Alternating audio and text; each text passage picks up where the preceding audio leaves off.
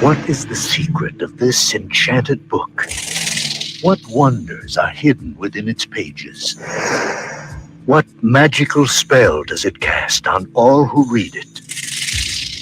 What is the secret of the never-ending story? But that's impossible!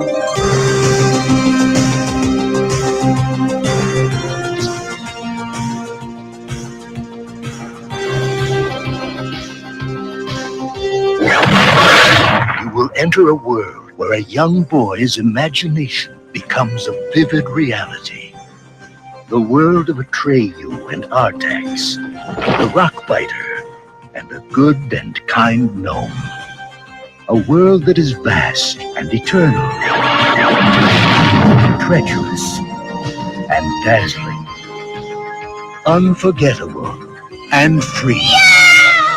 For anyone who's ever made a wish, believed in a fantasy, or had a dream, this is the NeverEnding Story.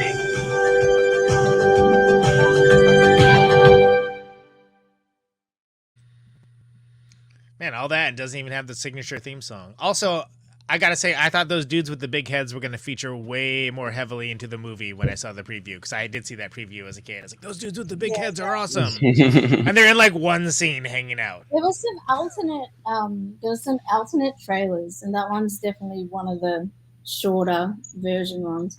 Yeah, that was the Netflix. That was the Netflix one, I guess. I typed in NeverEnding Story trailer and just grabbed whatever it said was the official one. I remember the VHS trailer, like, that was on movies before it came out, and it was the song the whole way through, and like, which is enough. What more do you want? Yeah, you know, that's great. Netflix probably didn't want to get hit by a copyright violation by its own system. Oh no! But there's a time period, right, in like the 80s and 90s where they started these in a world trailers. They felt like audiences, I guess, were like dumbed down enough that they kind of had to explain the point of the movie going in. Yeah, you see, there's a fucking dragon flying around, genius. Where do you think this is, Brooklyn? But I really actually I've been really this season or this month specifically, I've really been enjoying the trailer intros because they're so different every time. Like the one we watched for Labyrinth was obviously just like a David Bowie music video, pretty much. Like they had a David Bowie song, and why not? You know what I mean? It's a great one, yeah. We watched both for My Neighbor Totoro last night. We watched both the Japanese and the English one, and the Japanese one was like 50 seconds of just straight animation, like showing you like, hey, this is what it's gonna be, and the one for like American audiences was literally like 2 minutes long, like explaining everything about the movie. And it's like, in a country where viewers are stupid. In a country where movies are $15 at the we want to convince you really to spend that money. But this is Movie Night Extravaganza. A little bit of a lean crew tonight. Everyone's looking good, everyone's looking fit. This is episode 57 where I think we're going to hit 60 once again is going to be the wrap up. So nice. I think that we're actually on target to do that again. But nice. Episode 57, the NeverEnding Story. I call this episode the NeverEnding Stream because but as we talked about the other day, the real NeverEnding Stream was our Murder Night wrap up 5-hour long stream. We're still streaming it right now. Yeah, exactly. This is in an alternate universe. Yeah, it's the same one. It's all one show, really. But introducing the panel for people who haven't watched the show before, because if you have watched the show, you know everybody on the panel. But illustrator, artist, Ben Burgess boxing champion drawer, J. Andrew World is here. Yes, I got to stop drawing pictures of Ben Burgess without a shirt. Conan, Falcor the Luck Dragon, Neutron, host of Protonic Reversal, Conan, Neutron, and the Secret Friends. You know him, you love him. He's shiny as usual. He's really bringing it. I got scales just like Falcor too. They dazzle just as much. And your theme song slaps just as much as Falcor's. Thank you very much. And starts with Falcor. The music video starts with Falcor, going over the city, which I, as a kid, really wanted. Like, I really wanted to go over, like, and be like, yo, fuck you guys. I'm on Falcor. You guys fucking suck. We are also joined by Renee Rune. I mean, where do I start? The Night Shift, where your movie reviews are, writing all over the place, DJing, which is actually incredibly awesome. Putting together like some awesome music production, and of course you have a new podcast, right? Yep, that's coming as well. I'm doing Smells Like Girl. Yes, that's the one. And I'm also working on next week. I'll be releasing a new guest curating mixed a radio mixtape for someone else next week. So that'll be coming out next week. Nice. This podcast, of course, originally smells like boy because there were way too many dudes on it for the first. Hey, statement of fact. It's like Planet of the Apes. You know what you're getting into with the title. So yeah, NeverEnding Story. I have a question to start out with for everybody, and I'll go last, I guess, and answer it. But when was the first time you watched this, and like, how much have you watched? Like, have you watched the sequels or read the books or read the book or anything like that? And whoever wants to start with that. Fuck yeah, I've watched the sequels. Jack Black's in the third one has a monobrow. They really didn't try for Falcor on that one. Oh God, Falcor's like the third one is an insult to everything that is NeverEnding Story. Like they gave the Rock Biter a musical number, which was Born to Be Wild. Yeah. He's just like, get your butter rotted. That sounds like a Mr. Show bit, and I hate it. It really, that's why it's kind of brilliant. It's like a one long Mr. Show bit. Except it sounds like also a one-off. I could see it as a one-off like Labyrinth thing, where they're like, what else can we connect Labyrinth to? Yeah. Oh, let's put the Rock Biter in there. Yeah. Two at least got like the casting right, but like nothing else. How many of them were you high when you watched? Most of them. All right. I think that needs to be. I think we need, in the interest of full disclosure, we need that information. Yeah. Well, the only way to watch the sequels. The whole story, and he went with his kids, and he was high, and no, I know those were two different times, but I don't know. It was funnier the other way.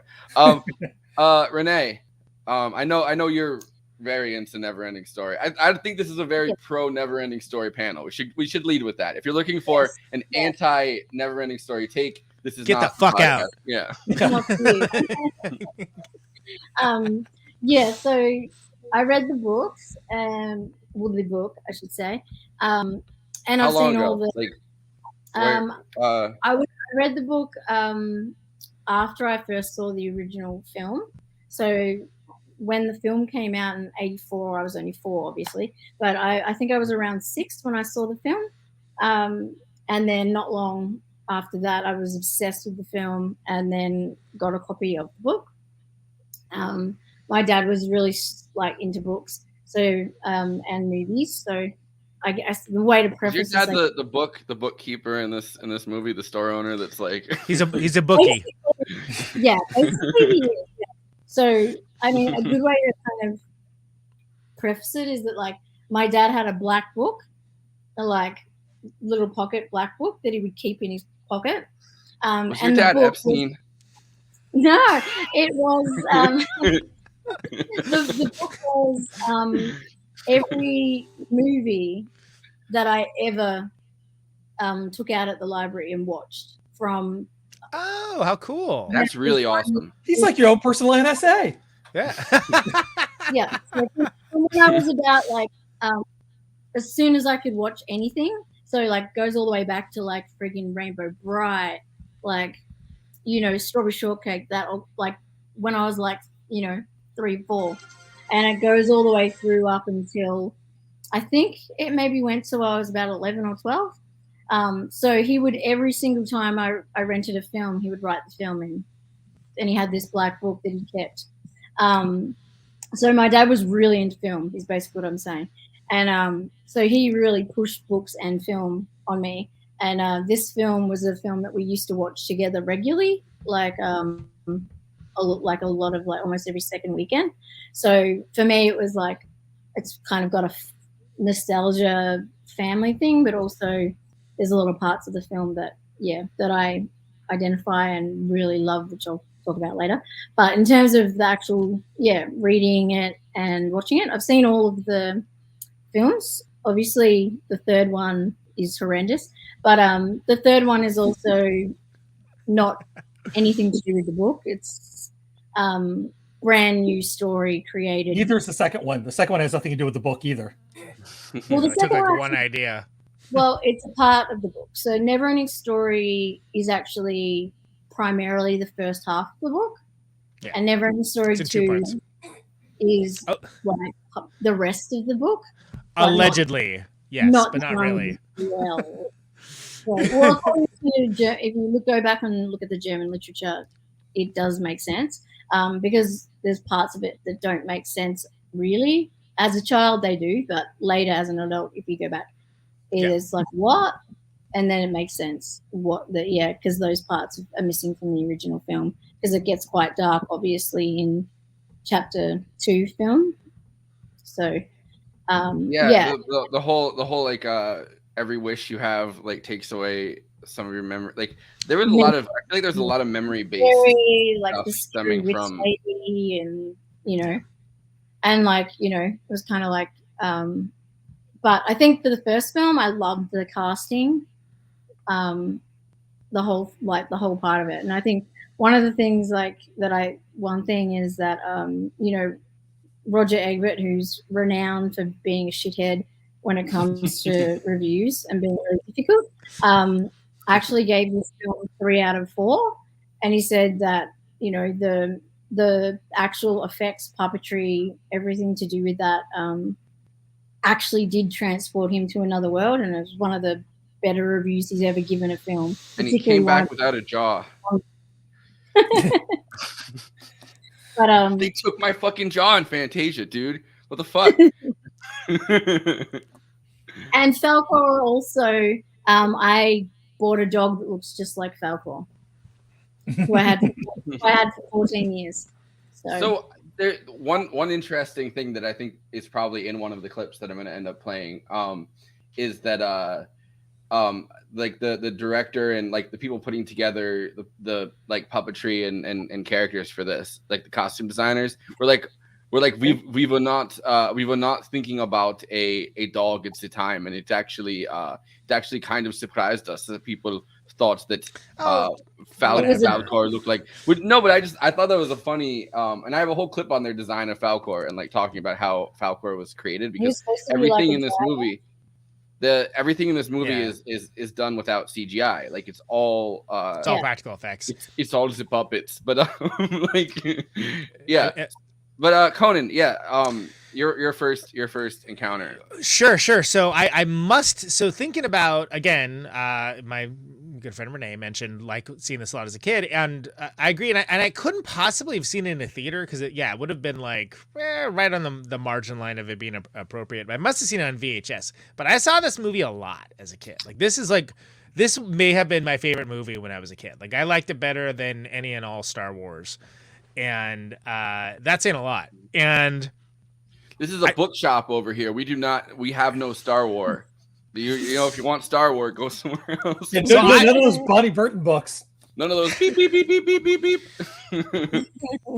So, I would agree with the younger Roger Ebert, who I actually think has pretty great taste for a lot of things, except for anything appealing to the proletarian, in which case he's sometimes just wildly off base. Like where it's like, oh yeah, what do you just? Sometimes when it comes to fantasy sci-fi stuff, he's.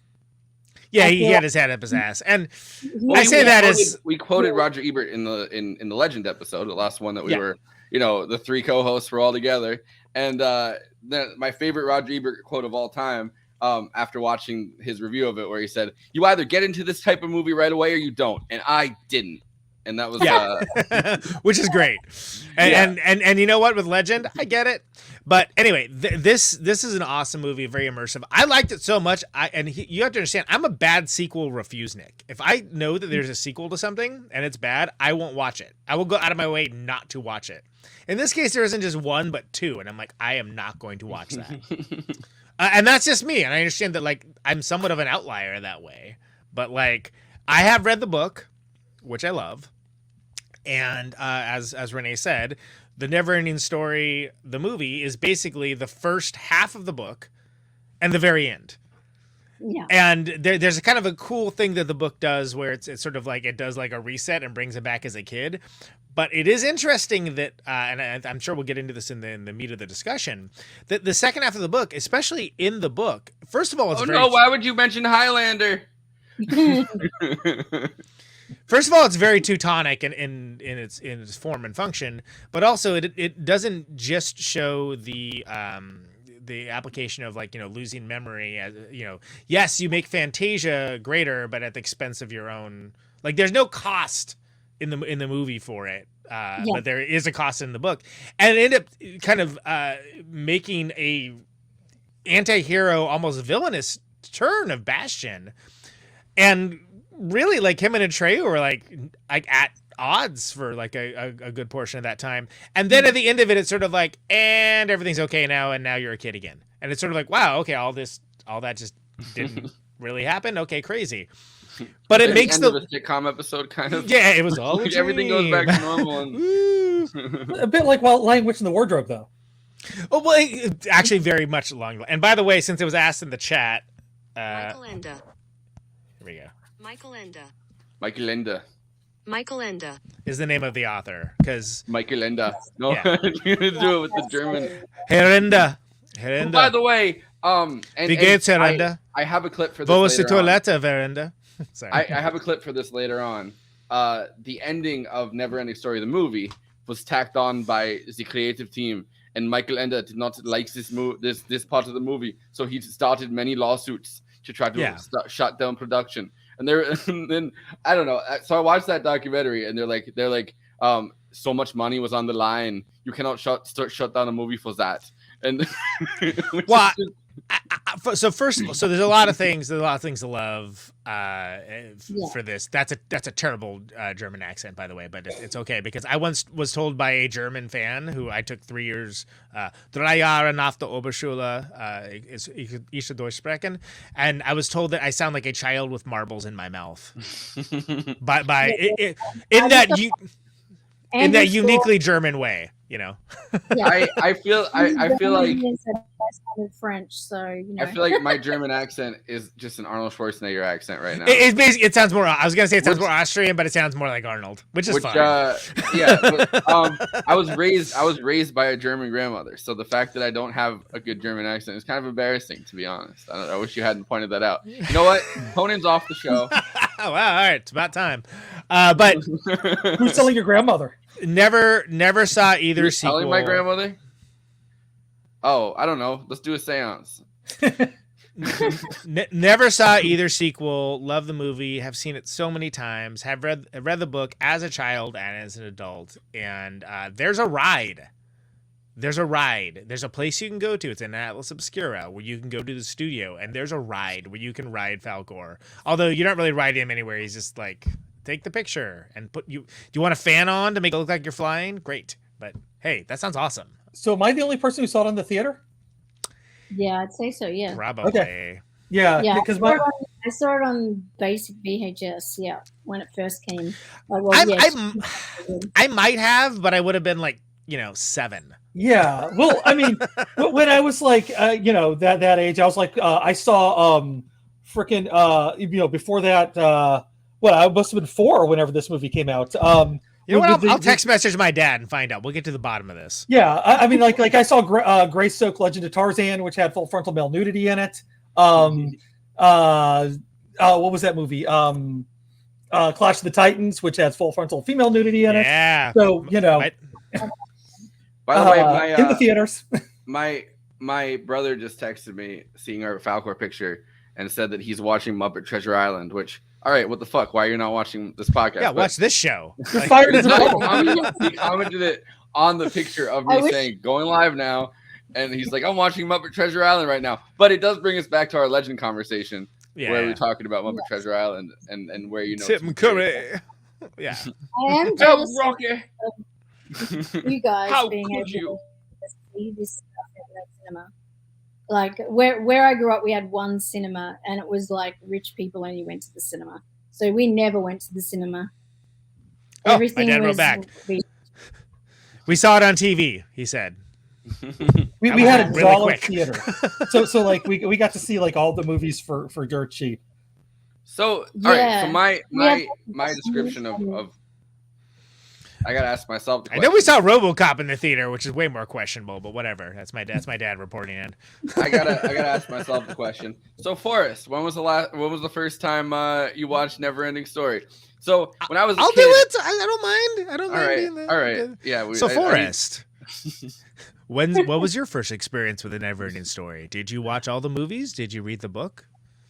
I don't think I read the book, but so as a kid, as a very young kid, I had ear infections all the fucking time. Like I constantly was recovering from surgery where I would get tubes put into my ear to to try to get the thing stabilized or whatever. And one of those times, if I remember correctly, that I was like recovering from a surgery, I watched NeverEnding Story. So I've always felt like it's combined, because I've thought about it like a bunch of random times, and I always felt like it's combined with my fever from having an ear infection, and like how bad things got with that, and like because I've always felt like NeverEnding Story was like just warped in my mind. But watching it again was really cool, because like you get transported back to those like.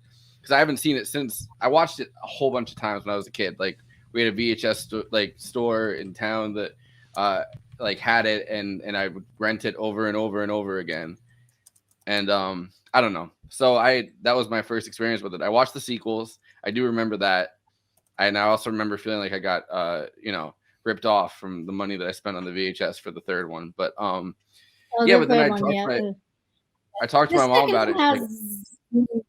But still, Yeah, the effects are horrendous. you got John Wesley Shipp, which I'm sorry, I just have to tell the story real quickly. John Wesley Shipp was playing The Flash on CBS, and the show was canceled not because the ratings were bad, but because they found out he was gay. So like I always kind of felt for John Wesley Shipp, because he never quite had that big break because it was taken away from him because of homophobia. He's a good actor though, so glad he got to be the dad in part 2. By the way, the scene with the dad in the first one is the most 1980s thing I've ever seen. Where the dad is watching you, Dad.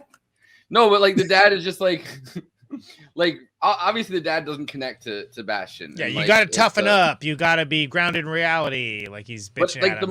the most 80s thing ever is like revealing that the mom died and being like, listen, you gotta go to school and start like being a man. And it's like, it doesn't matter that your mom's dead. You have to learn how to be the perfect capitalist subject and work every day.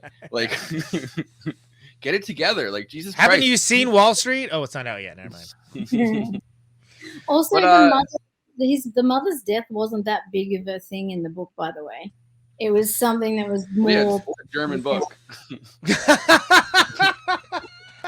No, well, it was like it wasn't meant to. The father represents like stifling creativity and stifling that part of a person that has wants to explore and have fun and imagination, and that he's kind of the police telling him. But the mother's death is not as big of a part of the book as it is in the film, I would say.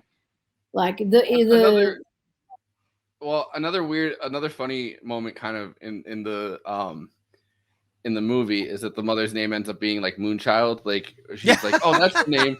But you could think about like yuppies coming around in the 80s, which are like, ex hippies that had kind of like transferred into this like hyper capitalist culture. So it's kind of funny to be like, yeah, your mother's name was that was your mother's name. Like, did you? She's an investment banker, Yeah, exactly. Like, or the dad was like, I was like this when I was younger. Like, I do not want a wife like this anymore.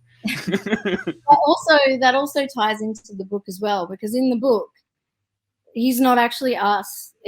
He says in the book, I wish they would let me give her a name. I would give her a great name. It's not his mother's name at all. That was put into the film, not a part of the book at all. And so actually the reason Moonchild was chosen was because of her obviously moon-like face. But because the German overdub of the film would be, I don't know how to say it. Let's see if I can get this thing to say it. Mondenkeit. Mondenkeit. So that is actually what the name is. Mondenkeit. So that he was told when he was doing that scene to deliberately drag it out and make it incredibly difficult to figure out what he was saying. Because they even have like the thunderclap, like while he's saying it, right? Like there's like it's like a big storm. It's like it's really loud. Yeah, because for the German film, when they were going to do it, it was going to be Mondenkein, which would mean so it needed to be long enough for those 3 syllables. But yeah, so in actuality, his mother's name was probably fucking Karen. But That's my mom's name. In the book, his mother, there's no mention of his mother's name at all. Mom was such a Karen. Using his imagination to create a name for the childlike empress. It has nothing My to mom do wanted with to speak to the manager. Yeah. I want to speak to the manager of Fantasia immediately. But, I guess when they did the film, they wanted to somehow bring that, like, relatability in with the family thing and whatnot, and did that. But that's why you can't, like, for so many years people fought over what he actually yells out, is because it was deliberately made incredibly hard. Yeah. Because for the German version, they needed it to be Mondenkein, so it needed to be dragged right out. So yeah, that's a tidbit on that. So this perfectly actually cues up the first clip, which I'm not going to do these. I have the clips in a certain order that I'm probably not going to end up doing them, and I'm probably just going to sprinkle in whatever clips that we end up mentioning. But this is the NeverEnding Story. I don't know where that's coming from, but this is the NeverEnding Story. The part of the documentary that I watched, where they're talking about how popular the books were in Germany, and wow, that artist really wanted Falkor to look like a lion with like Spock ears. Michael Ende. There's a few different cover versions too. I've seen a weird green. The big lion, Yeah. I would have made it look like David Hasselhoff. Yeah, it's like Lion plus Hasselhoff, exactly. Yeah, that's all you need. With Spock. This is his friend Falkor. Is the writer of the novel NeverEnding Story. Was a huge success in Germany and around the world. And it was not just a novel that people read because it was suspenseful or full of fantasy. No, it was more than that. It was a novel that gave people an idea of the meaning of life. Dave Weigel's cousin. It was a true event. Something what we didn't have in Germany for a long, long time. That millions and millions of people, especially kids, were reading. Dieter Geisler got the rights from Michael Ende, and he brought it to Bernd Eichinger. Bernd Eichinger was the head of Constantine, which is a German production distribution company, and he was the producer. When Bernd Eichinger and Dieter Geisler got into the right situation, got the rights, were able to make the book, it was big news in Germany. Making films based on famous books is always a controversy because the people who had read this book and liked this book, and therefore they want to see it now. I want to see the film because I liked everything in this book. And now they're missing things, they're missing scenes. You couldn't just take the book and turn this into a screenplay. Would be great, but there were so many things which we just couldn't do. No CGI. Everything had to be practical. What you were doing during production, you invented the special effects. And that made the movie so expensive at the end of the day. We were just starting this movie and doing this movie when blue screen was invented. So we could use that technique of blue screen. We had a screenplay which was already agreed upon by Michael Ende, and which had still some moments which were technically not possible to make. The big problem started when Wolfgang wasn't sure how to end this movie. There's one scene in the movie that is not in the novel. That's the final scene. Kind of an important one. First off, I just want to throw out a trivia tidbit. Do you know what movie that director did before this? No, I do not. Fucking Das Boot. Which is amazing. That's Canadian for the boot. A boot, yes. A man a boot town. What's all this about then? So I want to actually continue this because this gets into Michael Ende and his fight that he had to try to save the material. He also did later on Air Force One and In the Line of Fire. Which Air Force One has Xander Berkeley, who shout out to him since. Yeah, shout out to Xander Berkeley. Hasn't come up in a while. By the way, kind of fucked up he didn't come on the podcast. It is kind of fucked up. Also, Enemy Mine, which I referenced in being shown in a rainy day in class of being like substitutes hungover kind of like situation. Oh yeah, here, watch this shit. Yeah, and stop bothering me. I saw it the same day as Buckaroo Banzai. Get what you get given to watch sometimes in school. They're so inappropriate sometimes. It's amazing. I remember seeing. That's how I saw the Bakshi Lord of the Rings. He's a crybaby. Wow. You watched Crybaby, and I was like, "This is amazing, but is this really what we should be watching?" But exactly. Not gonna help you.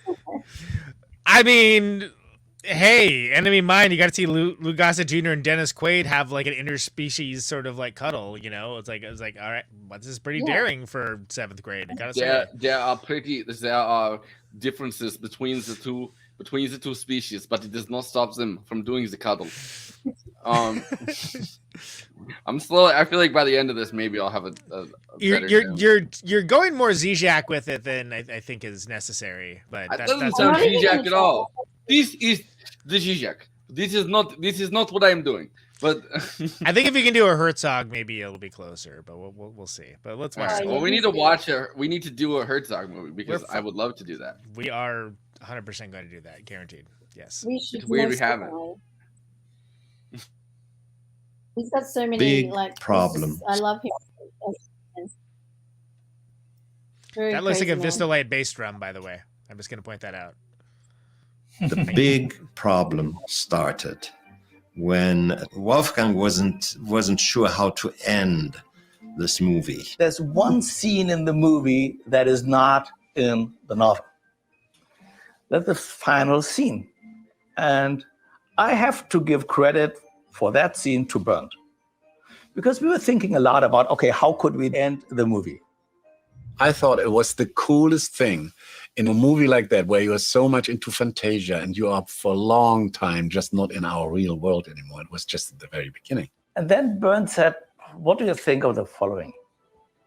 And Wolfgang said, yeah, and then they jump into the trash container. And I thought it would be the greatest cut if all of a sudden he has never forgotten about how it all started.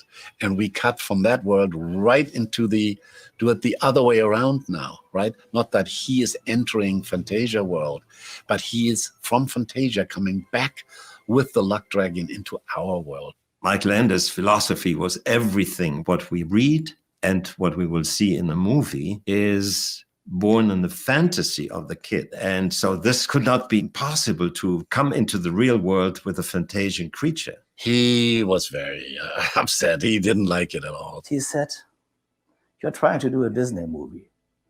And Bernie said, of course. I said, but I have my novel is not like that. So everything was ready.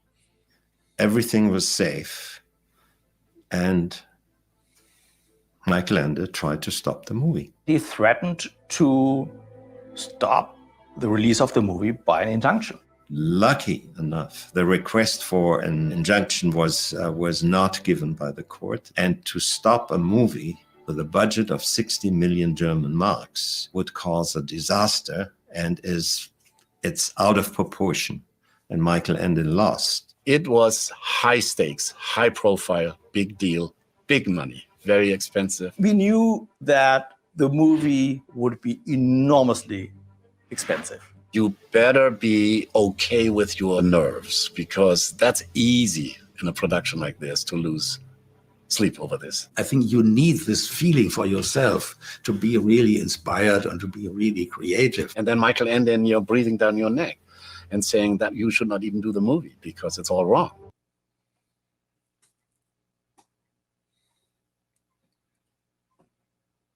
Ooh, that's not fun. It's the first time a German person has ever said you need this feeling for yourself. It's never happened before. No, but I I've don't got to know. say though, Yeah. I got to say that I actually really liked the ending, and as a child, that was the ending I wanted. Like that was what I wanted. I wanted it's so good to get back. All those You want to flex on your a-holes. haters. Your haters throw you in the trash can. Yeah, you want to flex on your haters. All those people Like that when made fun of you, for reading and being weird and having an imagination when everybody else was like, stop daydreaming, stop, drawing and da-di-da-di-da. And it was like, it was like the perfect ending, and him flying on Falcor and he's like, yeah, like I remember that scene so vividly and how much I empowered I felt as absolutely as an awkward book reading, non-popular kid, like, that book, like, I mean, the book, I get where he's coming from, but in terms of a film that's based, going towards a children audience, I think it was the perfect ending. And it was the ending that kids would have wanted to see. And it made me feel fucking great. I left that film ends, and every time, no matter how many times I've seen it, I feel like fucking A. Like, yeah.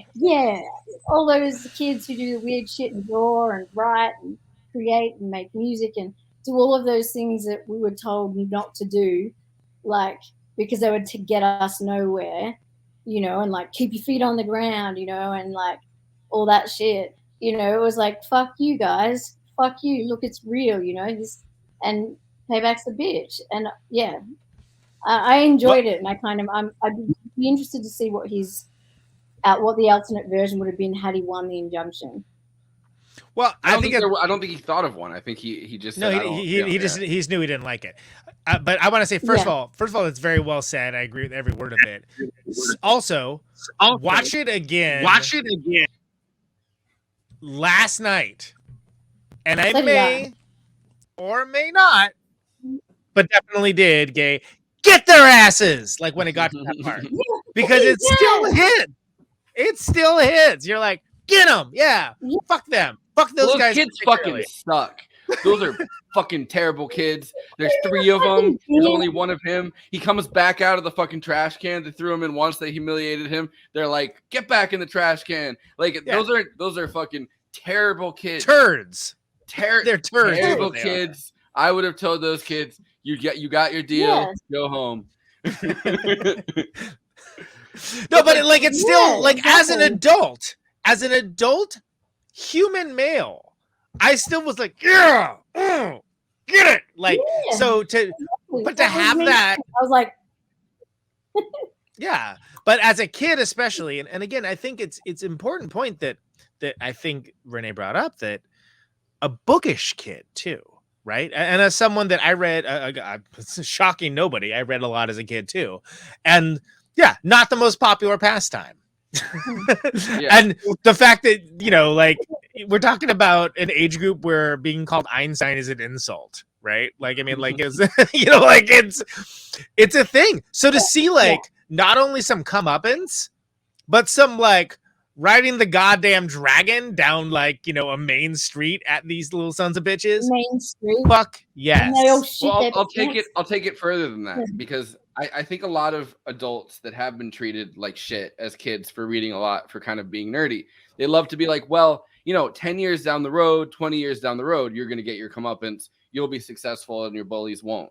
And they love they love kind of including that in movies. This the is Facebook model.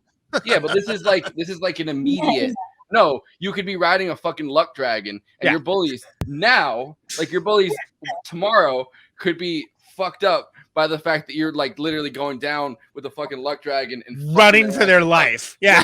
Like you don't have to wait those 10 years. Those 10 years are going to be fucking painful. Like, you know what I mean? Like, so this movie kind of immediately giving you the satisfaction of being like, look, you might be weird, but like you could be riding a luck dragon and just fuck your bullies up that way and they'll fucking run away from you. It feels way more gratifying than like, well, one day maybe you'll be like a senator. And it's like, that sucks anyway, but this sucks.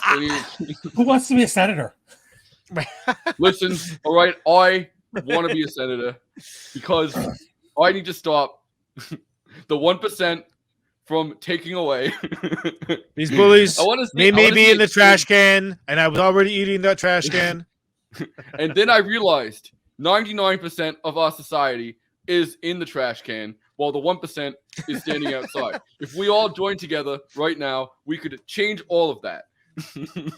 Well, so to tag all of that, if I may, is that? Oh, I think you're on mute there, Renee. So, but I was real quick. I was just gonna say that for me, especially as a kid, you get the Oh, there you go. You're back now. I was gonna say that's just as important as bringing Fantasia back, as far as scenes within the movie and why it hits and why it's like. So this is a movie that completely, maybe I should save this for final thoughts, but it completely absorbs you into its world very effectively. More so than the world of Fantasia. More so than most movies that attempt to do so. And to have a very grounded segment at the beginning and a very grounded segment at the end that talks about the main character, one of the main characters, not being grounded. And then turns around everything that you've seen in the movie and applies it to objective villains. That's good filmmaking. That is good filmmaking. And it's better than trying to like shoehorn in like the second part of it where there's like corruption of the human soul, where it's going to be like kid Breaking Bad, but also he loses memory. All right, whatever. And Alzheimer's kid breaking Ronald Reagan. There's my Ronald Reagan reference. There you go. But no, the show also, just before, when you were saying before about, parents and adults being, don't worry, they'll get their comeuppance later, whatnot. And like in reality, most of us nerdos know that's not true. Those dickheads probably all became relatively successful dickheads, and are still. They're the senators. Joe Manchin actually was the leader. Yeah.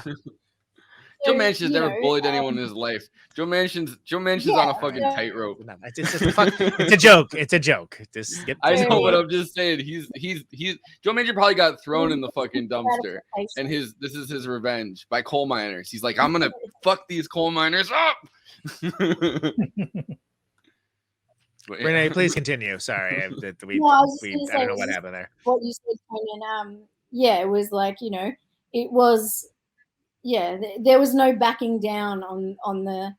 This is, like, it was like, no, we're not conforming, like we're coming back, and that was a huge win for us, because a lot of those films, it's always like, oh no, you have to come on, toe the line, be not, and this film was just a big win all the way around, because like the beginning it was like he resisted, and at the end.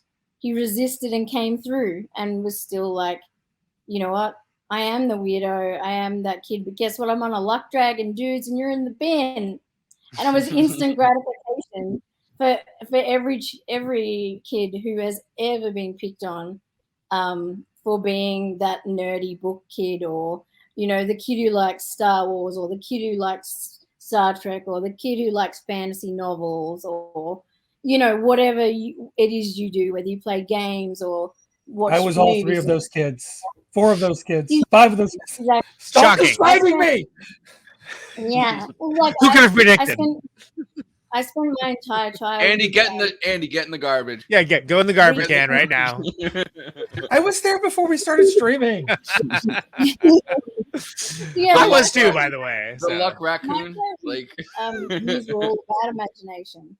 Like, so I was always like reading books, constantly reading books, watching films. Like I said, from a super young age.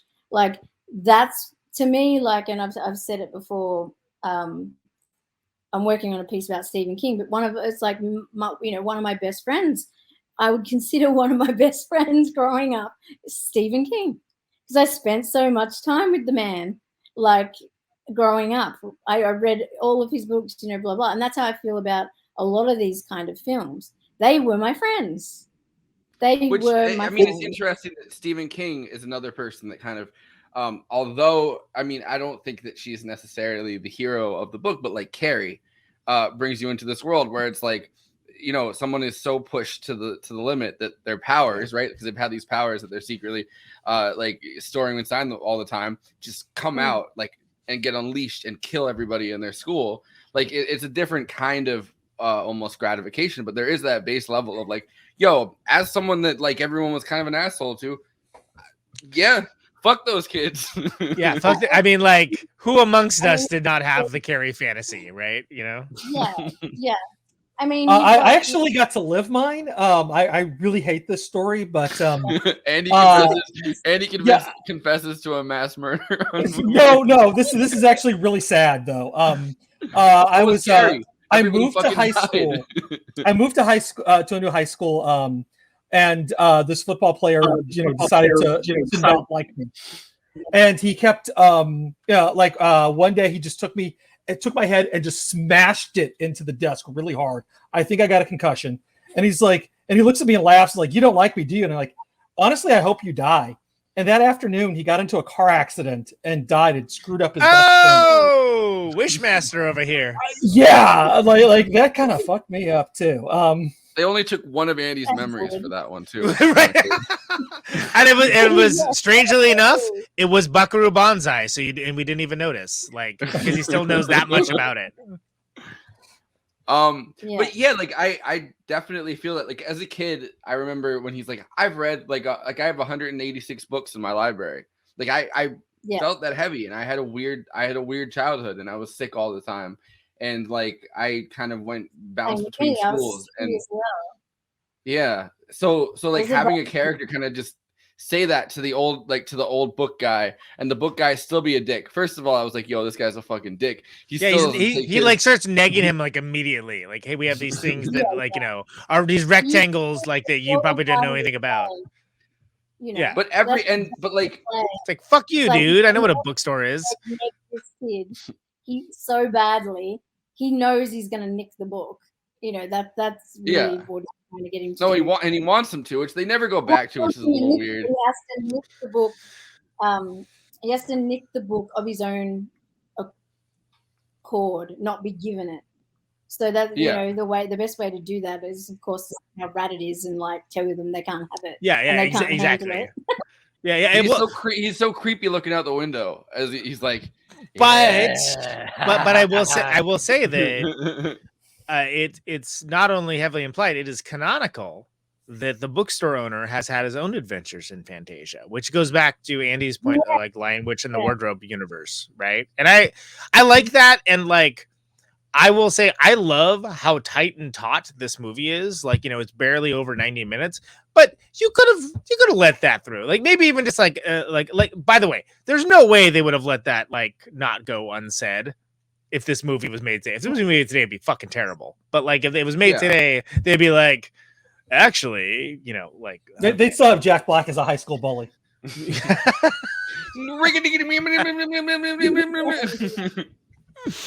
But I love that aspect. Legend though later on where he's right, yeah, as Dave Grohl.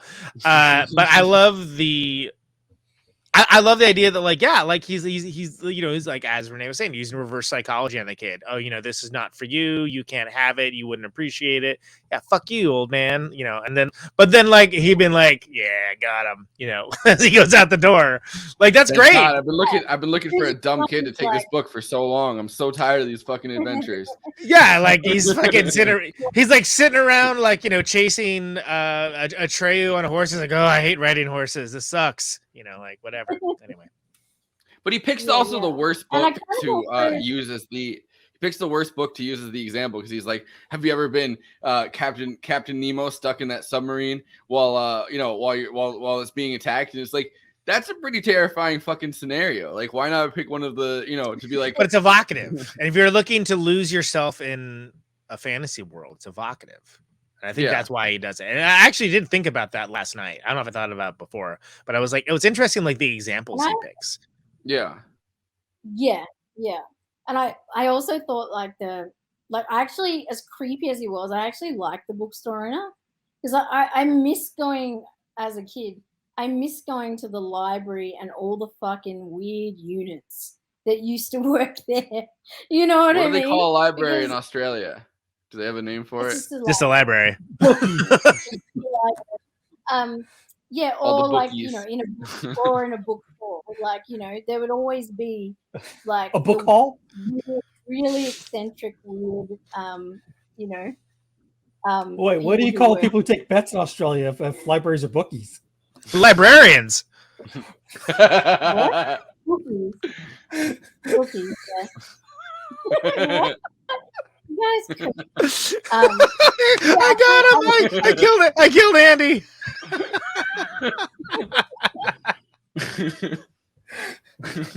Just Renee's reaction to the whole thing. But yeah, Anyway, please continue. Please, Renee, please continue your thought. Thank you.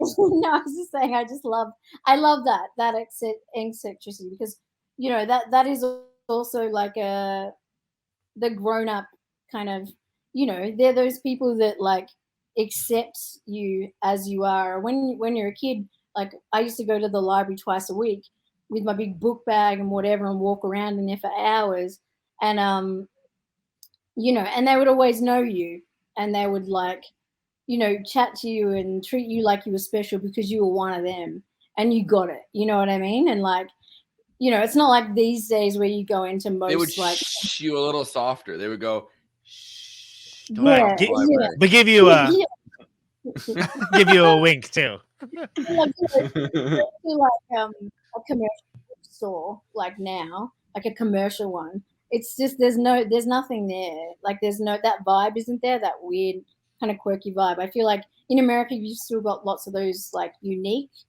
bookshops. We don't have many of those left anymore. They kind of disappeared in America. Yeah, they're an endangered species here too.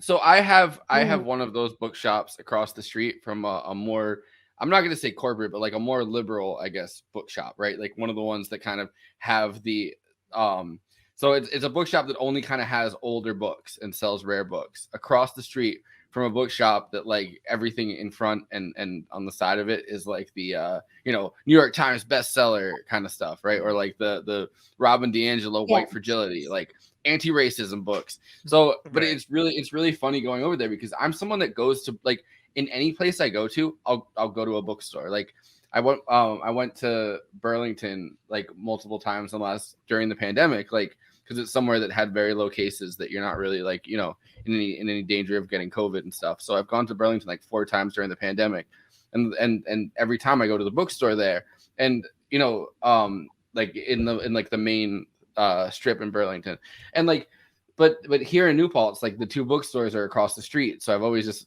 thought it was hilarious to like imagine them competing, where it's like the one bookstore is like the one from NeverEnding Story, because they have all the old books and they sell like antique books. Like that's kind of more of their thing. And the one across the street is like, well, we have the New York Times bestseller books. So it just always been like funny to imagine them almost as like rival gangs. They're like, you want to come in here? And the other ones are like, listen, we have old books. We got so many old books, and you know what? You don't even want to come in here. Like they're nagging you like the fucking guy in the Yeah. I live next to a town with actually 2 small bookstores and 2 like old, like just old books, like used books and whatever. Old books. And a consignment bookstore. So like they buy all the overstock from the all the other bookstores in the area. If I was to have a bookstore, I would definitely call it Old Ass Books. Yeah. And then every book would be Robin DiAngelo's White Fragility. And everyone would be like 100% would not, but yeah. I'm just kidding. There actually is kind of where I'm going with this, which is the fact that Adobe Books, like as a place to like meet up with like fellow like-minded like people to like do cool stuff, was like second to none. But I was always like, does anybody ever buy any of these books? Like they're all awesome. Like all this, that's actually my copy of Confederacy of Dunces I bought from Adobe Books. But I always felt like, I'm like, shouldn't we just like buy a couple books since we're like, eating up like their time? But they were like, whatever, fuck it. Like we own this building and like have owned it for forever since it was like not $1 million property. And we just like having a cool bookstore and having cool stuff happen. And like, there's something to be said. A lot of talk has gone into like the cafes of the revolutions and stuff along those lines. Your local bookstore, your independently owned and operated bookstore, a lot of cool stuff can happen there. Oh yeah, I used to go into what I loved the most when I was growing up was Dad used to take me into used bookstores, and they were the ones where the shelves used to be up to the ceiling. And the aisles were this thin, you know what I mean?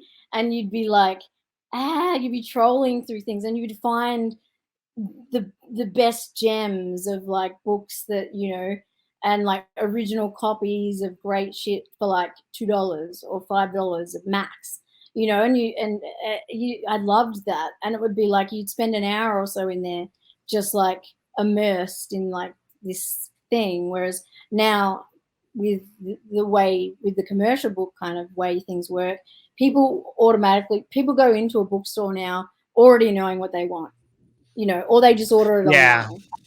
So well, that's probably even more likely. Yeah, you're right.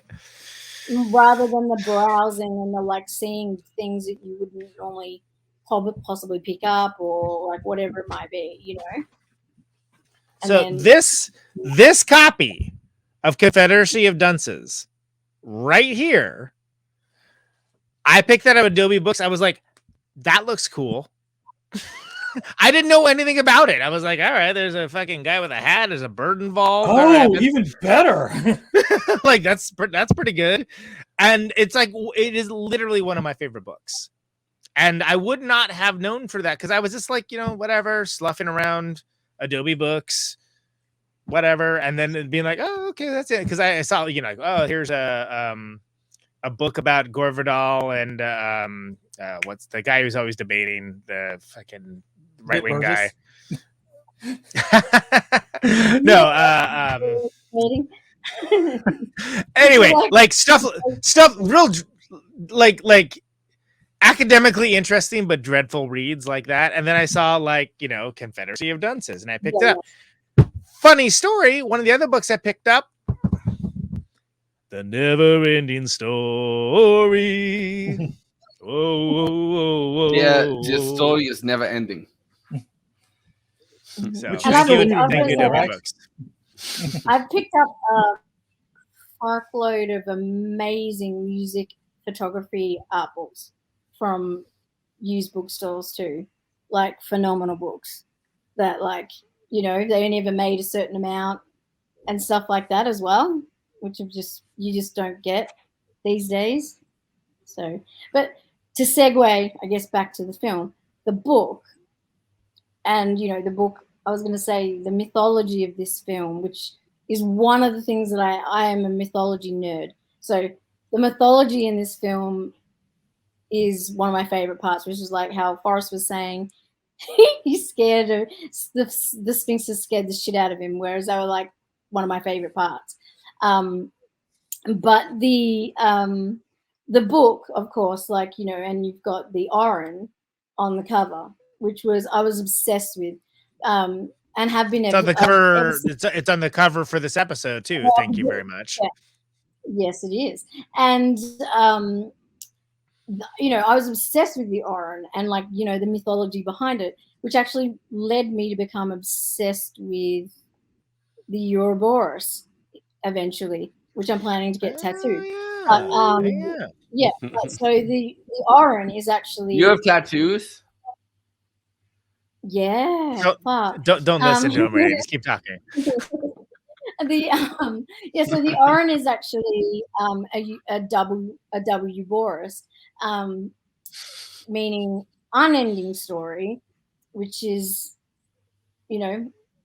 part of the whole thing with fantasia and nature, which is meant to be life. So you've got like gold and silver also, which is moon and sun. And so that's a huge part of hermetics. I think I can never say the word. And alchemy. It's a part of that, and a part of that Greek Yeah, mythology. the two So, snakes that Yeah. yeah. Intertwined. But because they actually did double, it actually becomes the unending story. And then by making it silver and gold, like one represents sun, one represents moon, which is essentially supposed to represent fantasia, and then like reality, like nature, reality. So And how they're intertwined, which is very important in the story, right? I mean, it's a huge part of the story. Yeah.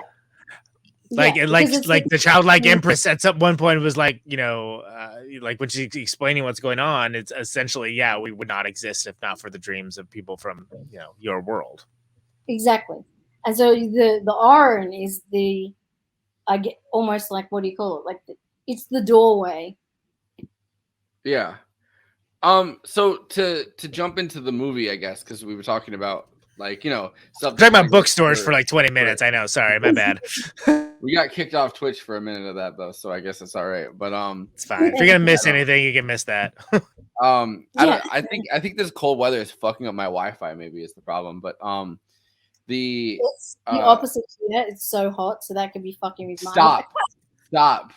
Well, it's summer down there. Yeah. Why are you doing this? Right now. It's ridiculously hot. Like it is insane how hot it is down there.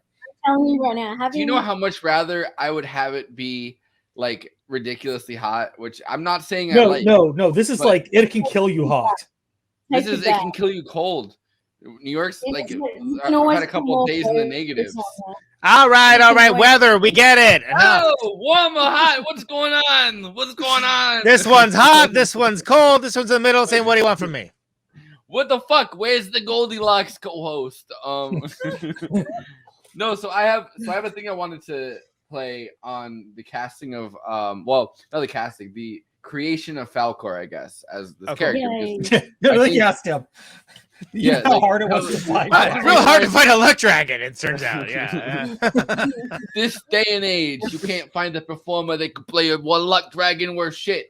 But no, so I have stuff on the casting of all the child actors, which is now Christian Bale would go through the go through the surgeries to become a luck dragon. Yeah, he's a method actor. Yeah. I heard Jared Leto. Just attempted to have good luck for 2 months. They just forced himself to have good luck for 2 months to try to play a luck dragon. Daniel Day-Lewis actually learned to fly. Almost died, but it was worth it. Yeah, no, apparently he says it was worth it. Yeah. He went back to his little cobble shack to make shoes and was... Anyway, go ahead. By the way, method acting, weird profession. I mean, I appreciate...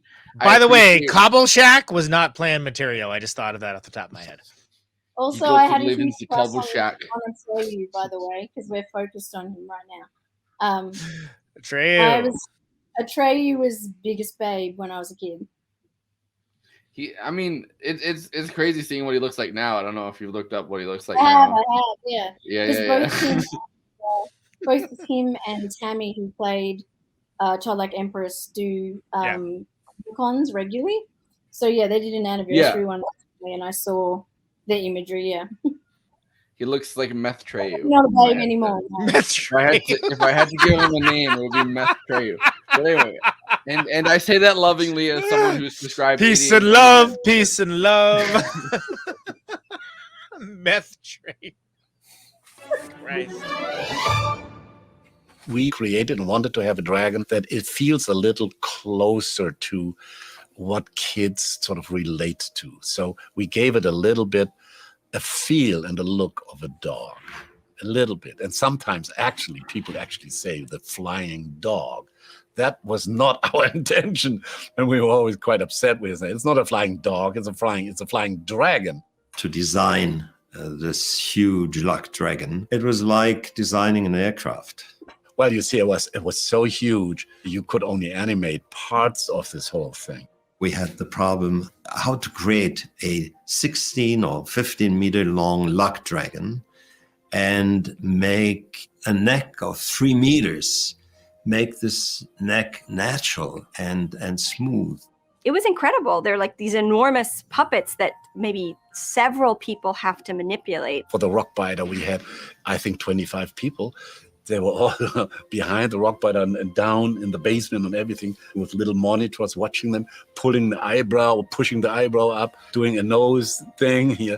The smile, sometimes the smile was completely not coordinated, so we had to do it again. Sometimes you have to slow the movements down because a tiny little puppet has a tendency to make some sharp moves. But you have to shoot it in slow motion so that the moves are more fluent. And the puppeteers had to learn, first of all, in real time with the playback, because the voice is already recorded. But then they had to learn to do this for slow motion very fast and still be in sync. And it sounds odd to say I was impressed by the rock biter's acting, but I was. What I like about him is that he is not only biting rocks and eats it, but he's a gourmet rock biter. A delicious-looking limestone rock. We had a famous dialogue coach, Bob Easton, who helped train the puppeteers.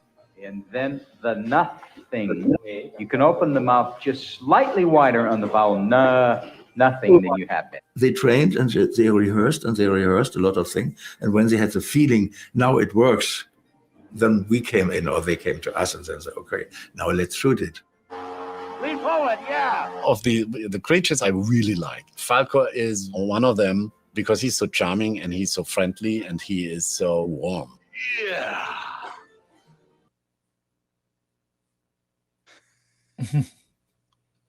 Fantastic. The eyeballs. I wanted that thing so badly as a pet. I heard Marlon Brando was up for the part. Yes. You got the eyeballs, and then everyone comes in. You do the eyeballs, and then you say, "You know what?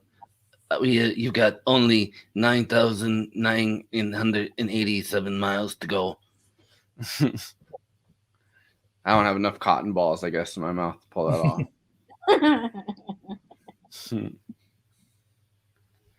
Yeah. So I mean, that was again, all done by hand. Like, that's huge. And the amount of people involved, incredible. And that's where, like Andrew would agree with me, I'm sure. That's where they fucked up bad in the third, because the dragon was fucking horrendous. They went full dog. Yeah, and like I can't even. I don't know if you remember, Andrew. In number 2, did they use the same Falcor or a different one? I can't remember. Same Falcor for the second one. The same for the second one. It was just third that they changed it, which I don't know why, but yeah, weird. But yeah, I think if they tried to make this film today, I think all of the rad characters like Falcor would look probably very crap and CGI-y, and it'd be CGI because nobody does practical effects. And there's been any running theme with Movie Night Fantasia, the month is just that practical effects are fucking awesome and timeless, and CGI doesn't hit the same way. Even if it quote unquote looks good for the time, there's something about it that doesn't give you an immersive experience. Yeah, and that's something that like it's universal. Like even like Legend, which is objectively not a great movie, the practical effects are great. The effects are awesome. It's like it's too bad nobody wrote a plot for this fakakta movie, but yeah, okay, you know, it looks great. It looks amazing. I mean, even you know, like I watched, like I said, I watched last night again as well, and I was like, fuck, the effects. All the effects hold up true, and you really feel like you're there and you're in it. And you couldn't get that today. And I know they've pitched to remake the NeverEnding Story, but they cannot get the rights and they've given up. They will not get them. And I'm glad, because I think that would ruin it. And they put out. I would not want to hear or see a modern remake of NeverEnding Story. I think it would suck. I think it would have none of the things that made it wonderful, and I think it would be self-aware. Here's something that I think is interesting. Maybe you folks will agree or not. I think that some of my favorite movies that have come out, with the exception of like Barb and Star Go to Vista Del Mar, like, you know, like comedy stuff or whatever, are like not paralytically self-aware movies, which isn't to say that they aren't self-aware, but the kind of self-awareness I think has just completely permeated all parts of pop culture, I think has been ruinous to creativity to a certain degree. And I think it's time, and I'm actually very stoked that the younger generation are coming at things from a very earnest place, because I think we actually need that now. And I think back to like, oh, go ahead. Nobody Renee, makes sorry. films like these. I was just going to say, nobody makes children films like this really anymore. Like, yes, nobody, not to this level, and it doesn't, like, you know, they don't even try. They don't even bother. It's all spoon-fed and made to be a ride at Disneyland, and like that's all it is. Everyone's thinking about the 360. You know, and I just think back to, not to change the subject, but like there was a real discussion amongst the head honchos at DC of how we would make a Superman movie in the modern age, which is like, really? Like, why don't you just make the fact that like this is a dude that has no reason to be good and has chosen to be good because maybe the culture could use that right now, and you don't need a dark and gritty version. Yeah. You know, there are great Superman stories that haven't been told too, like so you know, amazing ones. Yeah. And that fundamentally, Mike, and not to turn this into comic book talk with Andy and Conan, but like I feel like to a certain degree when I was a kid, I was like, Batman's fucking awesome, Superman fucking sucks. Like I not sucks, but like it wasn't a fan, right? And as I've gotten older, it's like, well, Batman is a dude of privilege who basically takes out his rage on like an underserved underclass that, yeah, maybe some of them are rotten people, but ultimately it's folks that are literally not in their right mind half the time. Whereas Superman is someone that could rule the planet and galaxy with the powers he has, and chooses to like rescue kittens from trees and like help old women across the street. Yeah. And like that, the epiphany of like, oh, wow, maybe I was looking at that differently the entire time. That's the problem with like with modern culture, is the fact that we look at something like NeverEnding Story, like, oh, but wouldn't it be better if like they were making like references to Lord of the Rings? No, it fucking wouldn't. It would have been terrible. It would have taken me right out of the movie, and which is the whole point of this movie. One of the reasons why it's so successful, has touched so many generations, is it's able to bring you immersive reality. And part of that is the practical effects. And another part of it is the storytelling, which I understand that Michael Ende was like, well, it's not my vision, I don't like it, blah, blah, blah. Look, I'm going to flat out say it. The movie's better than the book. The movie is better than the book. It's positive, it's uplifting, and like it gives you what the reader really wants, I think. Absolutely. Anyway, thank you. Thank you for coming to my TED Talk. I appreciate it. But like real talk, right? I mean, like like things like, okay, and we're over an hour in and we haven't talked about the swamp scene. My God. Yeah, that killed my child the time we watched it. Killed everyone. Ted. Twitter / the swamp of sadness. Yeah, I mean, Which is I feel like Twitter is the swamp of sadness half the time. Let me tell you, but you know. Oh, Pop, pop, pop, pop. But I was reading like an analysis thing, and it was, you know, they were talking about, you know, what fantasia and obviously what the nothing represents, and you know, obviously the nothing, you know, it represents what life would be not like. you, Renee. I'm just get that off my screen. Yeah. Fine. No, it represents Matt Christman's Hall of Presidents. Hell of Presidents. Yeah. Hell of Presidents. I messed the word up.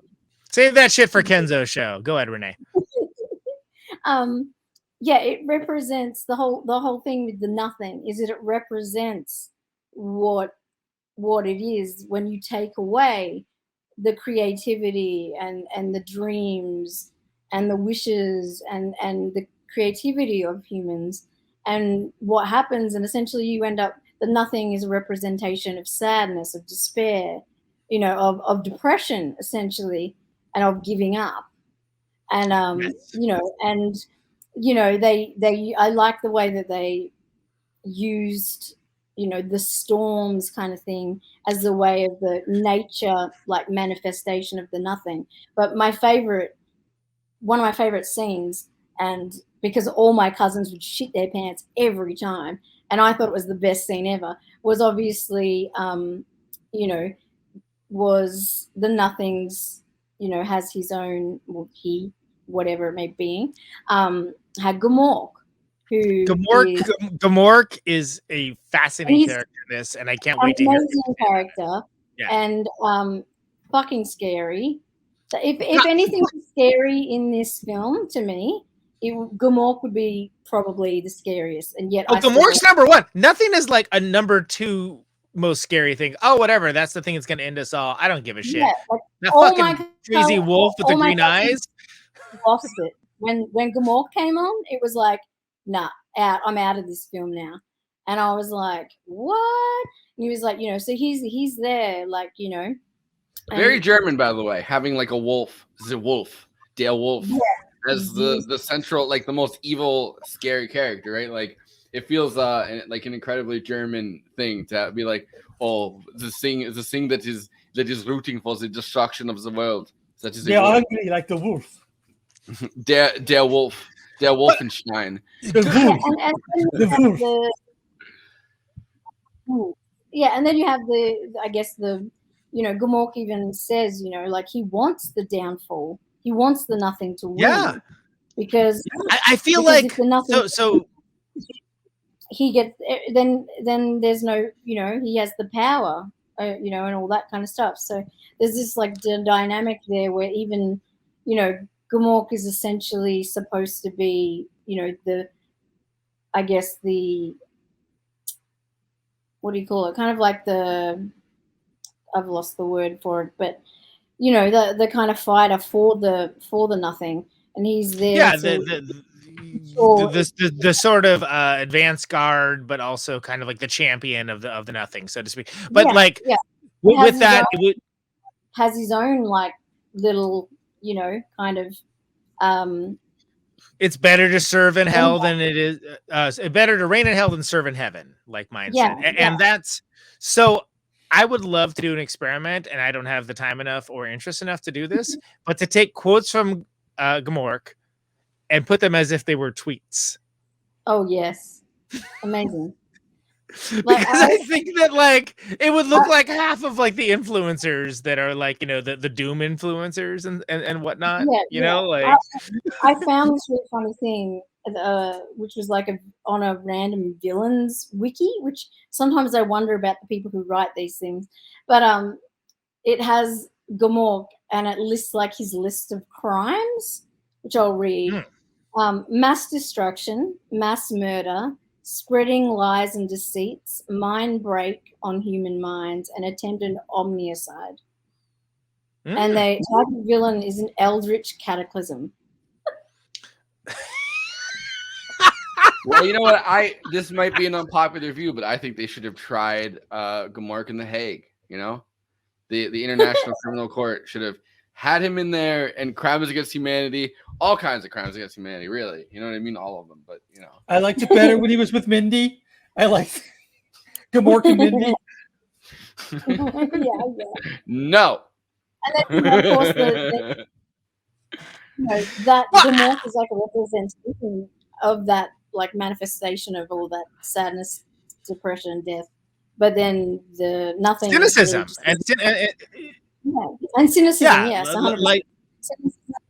And then the nothing itself is just the void of what happens when. I mean, it's incredibly prescient in this pandemic, where kind of caring is the entire thing. Like when everybody stops caring, you know what I mean? Like the death toll rises when everybody stops caring. Like I just wanted to read some of the quotes I wrote down. It's like because people have begun to lose their hopes and forget their dreams, so the nothing grows stronger. What is the nothing? It is the emptiness that's left. It's like a despair destroying this world.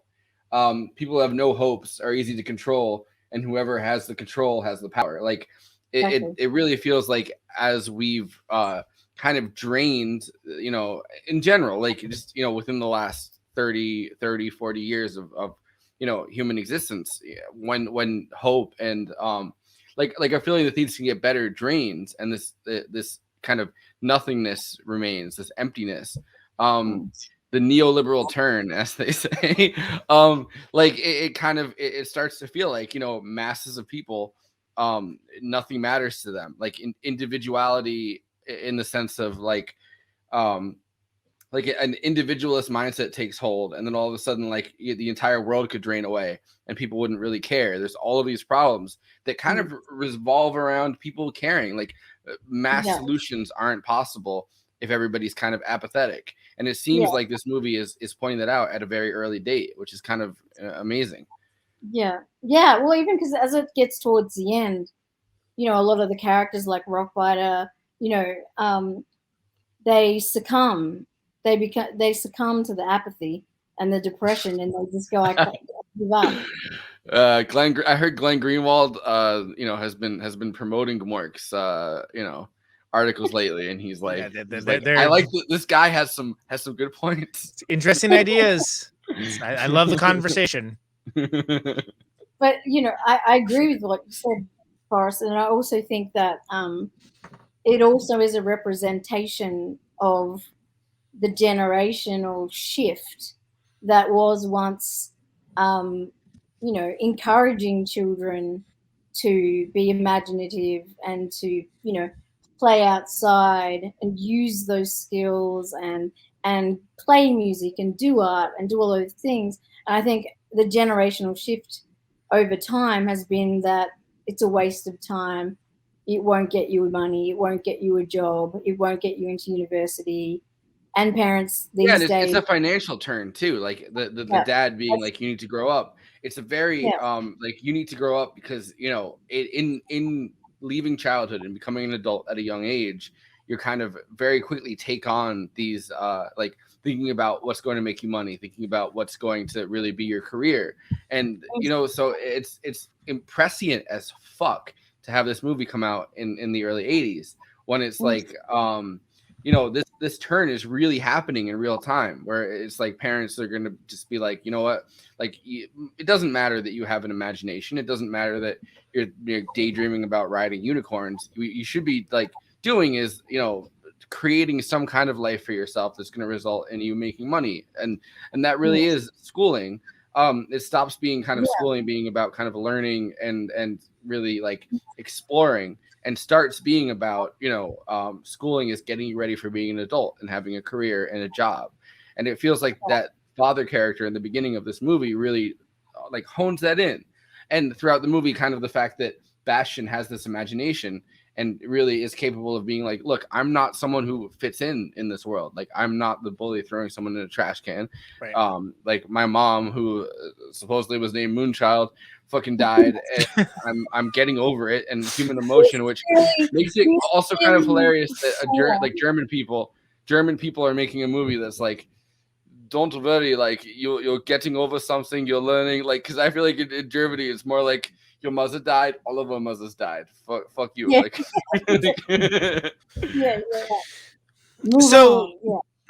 So Forrest, I don't know what you pulled for the movie, but I was just thinking about the fact with all this excellent Gmork content that we were throwing out there for the internet. Gmork.com. Gmork on Substack. Subscribe by the way, today. Ronald Reagan as Gmork. Well, the world might be going, but you know what? We touch on, as Andrew was saying as well, the Swamp of Sadness, which ruined almost everyone's childhood. We've got to. So there's unruined swamp. Which, you know what? Many people in the southern United States, they could have played in the swamp. Well, you know what I mean?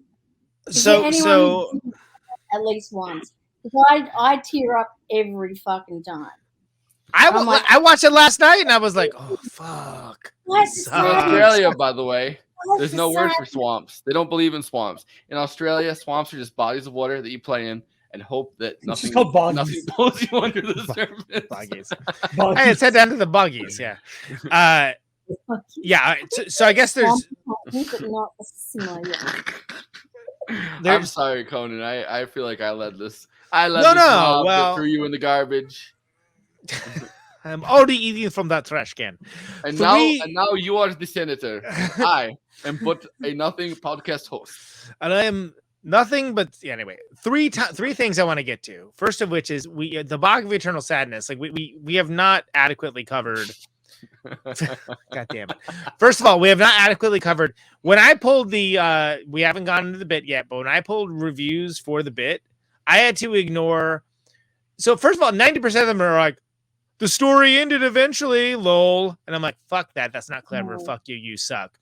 But the other like 90% of the ones that were left after that were holy shit. Fuck, the Artax scene like wrecked me. Oh my God. Like, et cetera, et cetera. Like some derivation of like that either ruined or defined my childhood. And like, so I was blown away watching it this week that it happens so early on in the movie. Because from a childlike perspective, I first of all think of like NeverEnding Story as being like, this immersive thing. It's like 8 hours long. It's really not that long, but like it's so evocative. It's not and even an such hour and a half. It's not even an hour and a half. Yeah. But it's such a well done scene that conveys so much emotion that I dare say may not have existed on screen in that capacity. In that way before, where it's literally a child actor and a horse. Yeah. and that's I'm gonna repeat that. Dedicated to that real music. horse. It's a real horse and a real child actor, and that scene is so devastatingly sad that is defined. You want to hear some Germans talking about the creation of that scene? Do you want to? I would love nothing more than that, Forrest, please. Der Horsch. I mean, yeah, like you have no idea. Like there were so many of them. Like I agree with this, but like, look, I can't have like 10 reviews that all say the same thing. All right, come on. But I mean, it really does feel like the horse stops caring, and it's like number one. No, the horse has feelings about things, which is like just kind of a fascinating thing to include in the movie. But also just like like the horse is bummed out. The horse is depressed. The horse doesn't know how. Like a horse is a whole complicated set of emotions. You're like, get that horse some Prozac stat. Well, also, the actual. Fuck, I've forgotten what is the name? I've actually forgotten it now. Artax? Who is actually no, not Artax. The name of the actual character that he's there. Atreyu? Atreyu's there. He's there to speak to. The fucking asshole nihilistic turtle. Yeah. Which I also have a clip on, by the way. So he the turtle is like, I hate everything. I've given up on life. Who cares? Yeah, like, thanks a pants Life flow for me out here. Poor horsies walked into the water of shit, and just like unfortunately the Kool-Aid's gotten in, Yeah.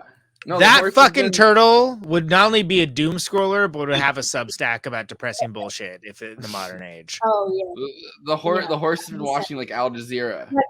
With like 50,000 followers too, by the way. Like, I mean, people would be like, I can't wait to see the next post from the nihilistic turtle, whose name I can't remember right now. Chapo Turtle House. That's all I'll say. That's it. Huh? That's all right. The first day I got there, they said, "Oh, do you want to go see a scene that's being filmed?" And I said, "Sure." And there was a big tent, and so sort of opened the tent, and it was mud for seemingly miles. I just couldn't imagine how trucks had brought that much mud, and trees, like ginormous trees. Swarms of Sadness was a very, very big set in stage 4-5 in Munich, Bavaria Studios. You see that it's a very, very big area of swamp with the fog and everything. And it's by far the saddest scene in the film. It was very, very hot because it had to be very steamy, the air, to give this feeling of the swamps and the fog. Everything is wet and slippery and whatever. One of the really scary moments is when the horse drowns. That was very hard to shoot because in horse, as you know, and it slowly sinks and just stops reacting, stops fighting. There was first a big hole in the floor, and there was, of course, a hydraulic platform underneath where the horse gets on the platform, and now the hydraulics goes down. So the horse is sinking in the mud more and more and more. We had 2 or 3 horses for this and a great trainer from England. And he trained these horses to do exactly the opposite of what the instinct would tell them. And that, I think you need like 3-4 months before you get there. But then slowly, they lose their fear and they do it because they always get the result out that nothing happens to them. It works. If you do it over and over again, they get used to it. And when the scene was shot, Noah starts to cry, and the horse really must have felt this is the end. The look of the horse was unbelievable. You have never actually seen a scene like that. You have never seen that right in front of your eyes, and he tries to hold him and he goes down. There were tears everywhere.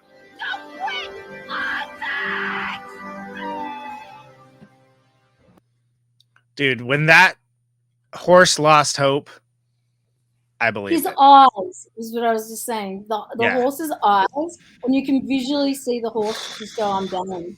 It's like That horse better have won the horse Oscar. That horse was robbed at the horse Oscars.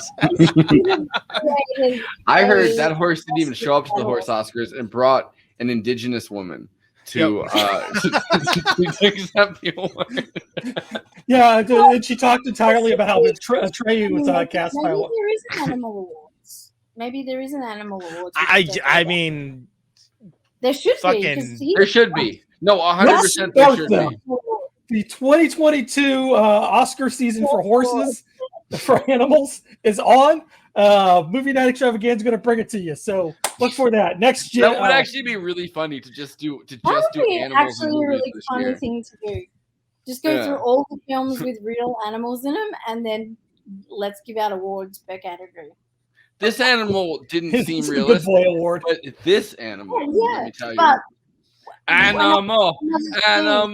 Look, it's crazy. Everyone wants to talk about a lot of things. I get it. It's a controversial movie, but when that horse swept the Rin Tin Tins that year, I mean, it really was it was a moment. It was a moment for all of us. Look, and also we keep repeating, I know the importance of how immersive this is, but like the fact that they use real mud, real trees, like everything was real. Real horse. Yeah, and he's really sinking. Well, yeah. Not a real indigenous actor, but you know, canceled. No, but that's the only thing the second one really got right. Yeah. Atreyu would definitely have a podcast these days about how he's been canceled by cancel culture. Anyway, whatever. Go ahead. Yeah, go ahead. But yeah, but that's the key thing that these films that we've been talking about over this month. What's so iconic and important and memorable about them is that everything is real, and you're dragged into an imaginative, crazy other world, but everything still is real and feels real. And the fact that they put all that effort in to bring in the mud, the water, the trees, to make it all gross and everything, that poor horse friggin' sank like so many times. And I believed it. I was like, that is a better death scene than some leading actors. And just for months they trained that horse to learn how to do that. Like fucking Daniel Day-Lewis is training to do that right now. He's actually in that horse's camp. What they didn't tell you is that they with the same shot a bunch trainer. of horses. They shot a bunch of horses right in front of that horse to really get the horse demoralized enough to sink in the swamp. It truly was the swamp of sadness.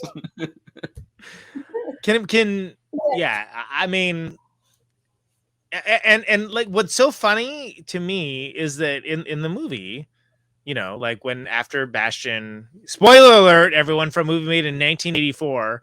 I mean, if you haven't seen this You just I don't know what to tell you. Yeah, You're gonna exactly. get us hate rated again. but you have Atreyu riding Artax. Like, is sort of like retcon in the way that kids like, yeah, okay, now he's back.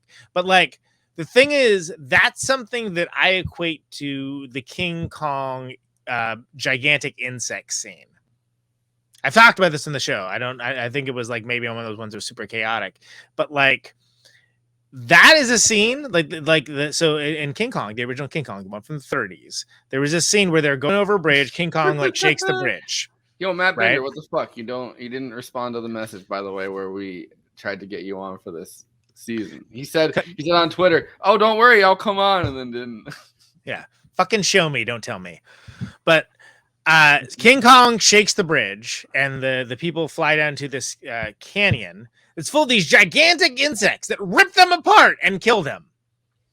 And this was such a like disturbing scene that people in the audiences, in the early audiences, like, yeah, you know, the ape, it was crazy, but God, those insects, it was nuts. Like that was really scary. That's what I'm having nightmares about. So like they even like ended up like they cut it out of from the theatrical release because they were like, it's distracting. Like, look, we're telling a story about this fucking ape. We don't want people talking about these insects. But in that same way, the Artax death scene is so pervasive in culture and like generationally and beyond that As we it's start to care less and less. Gets well, sadder. sure. And as like, look, aren't we all Artax right now in this fucking pandemic? Like just trying to like hanging on.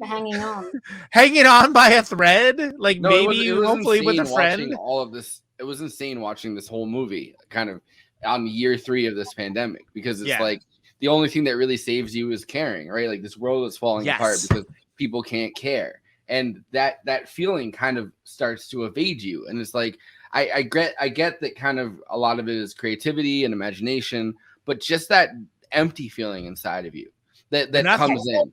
Yeah. There's no hope. There's no empathy. There's just no, Which I think And is the fact that Germans, which maybe, sure, well, maybe there's there's that essential. And if you subscribe to Gamork on Substack, you can read about it every day. But you can also read about why he's not voting for Lula this time. Right, exactly. Yeah. God damn it. Gamork's gonna bomb our mentions if we call him by his name, just like Beetlejuice, which is a preview of the upcoming episode. I'm so excited to watch Beetlejuice for the 100,000th time. I have watched that movie so many fucking times. By the way, amazing screen cap here. By the way, just gonna point that out. Well, it's a people think Falkor is just a serious actor, but he was really quite a cut up on the scenes. No, when he has Atreyu go up to him and he's like, "Oh yeah," I was like, "Yeah, get it, get it, boy." Man, fucking Falkor is gonna be canceled for his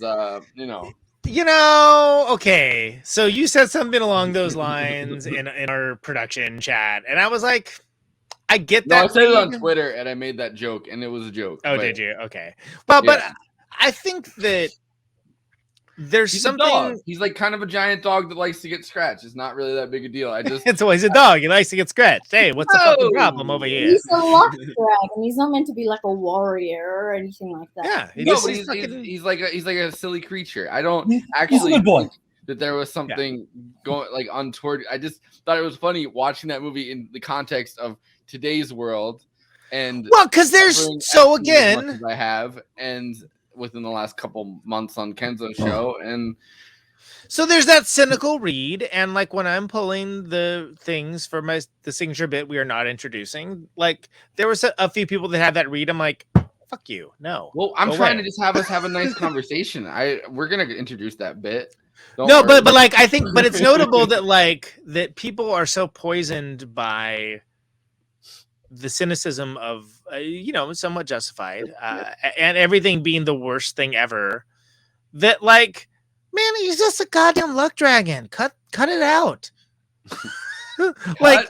Out. He's a fucking luck. It's in the fucking name. He's a luck dragon. Whatever. He likes to get scritches. What the fuck? You got a problem with this?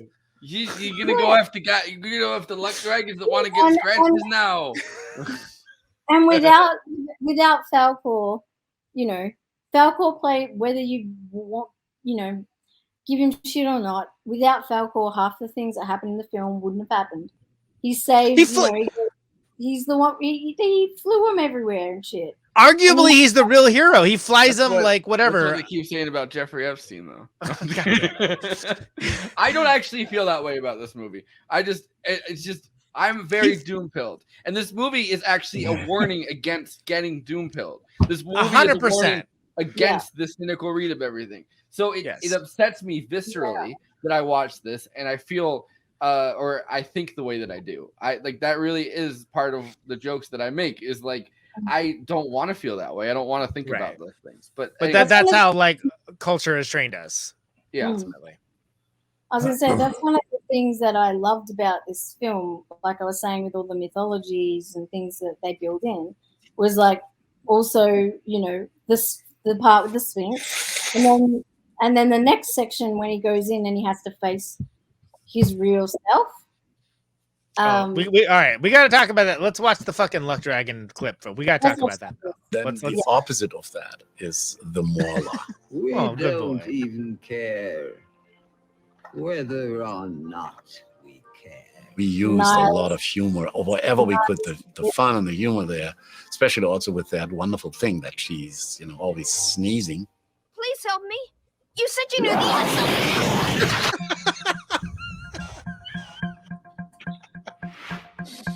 Good old snot bomb.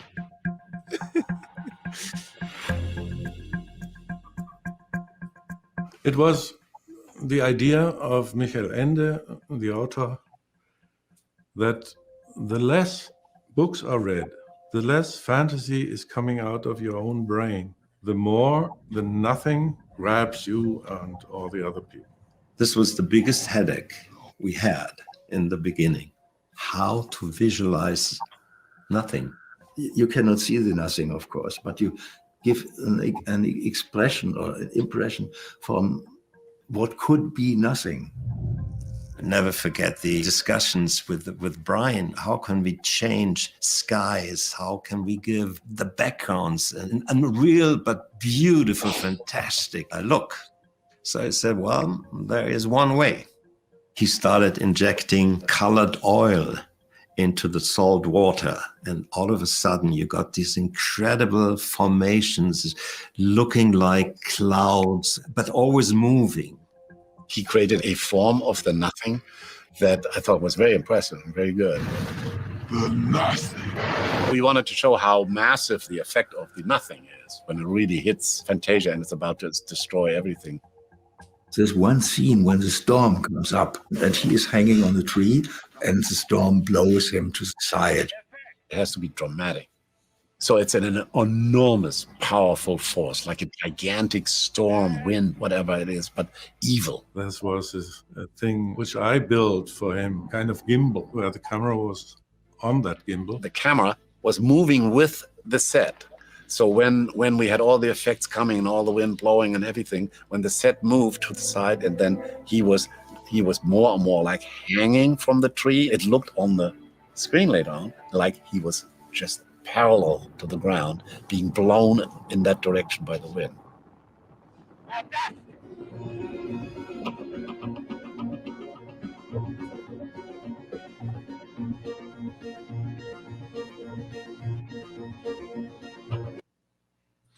Yo, another reason why this movie can never be made today is because Morla, the aged one, would be a doomfluencer. We just can't allow that.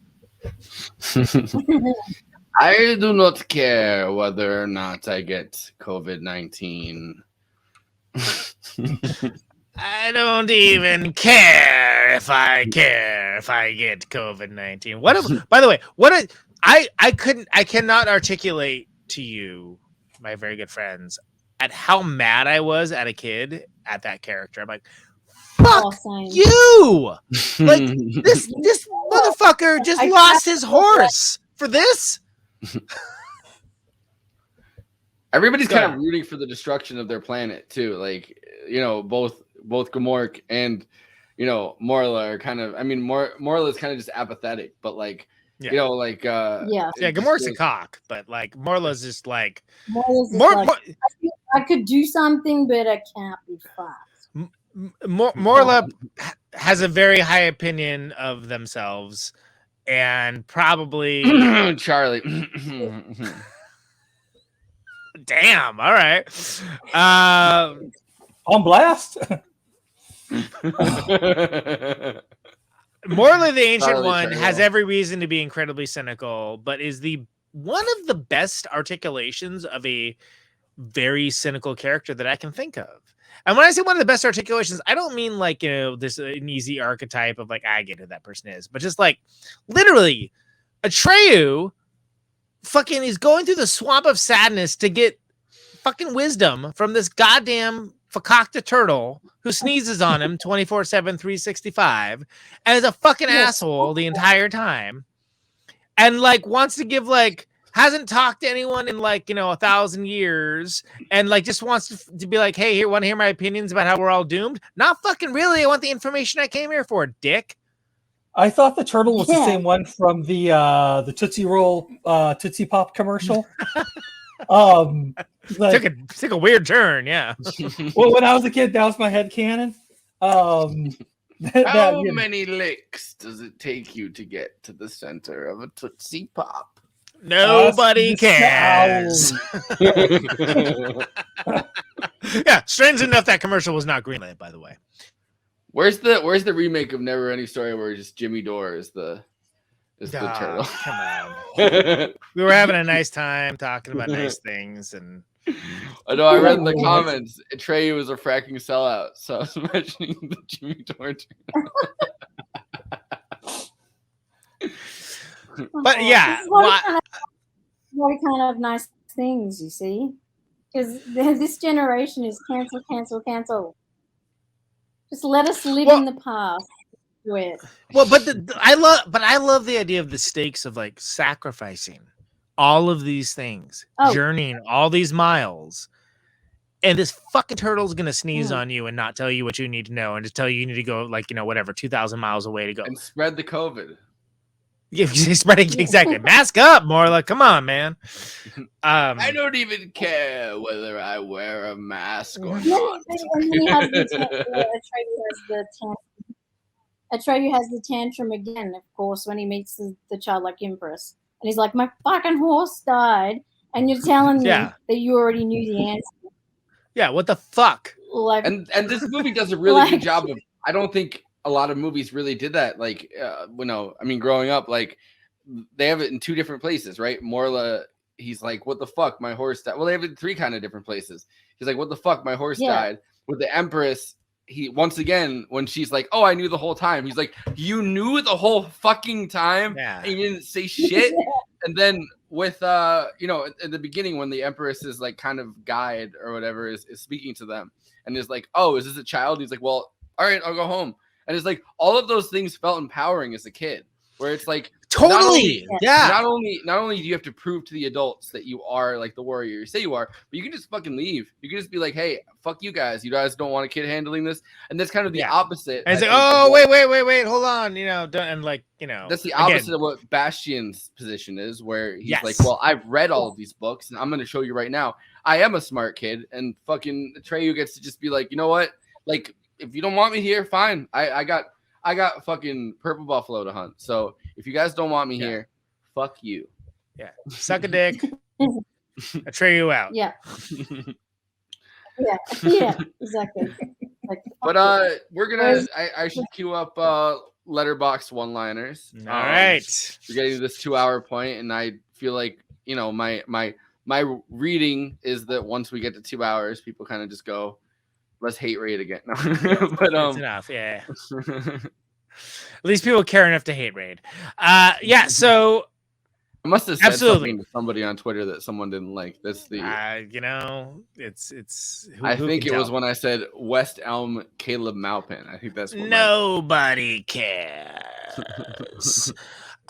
So this bit is the signature bit, my signature bit, Movie Night Extravaganza, Letterbox, a place for film, a bottom-up democracy of film critiques, opinions, and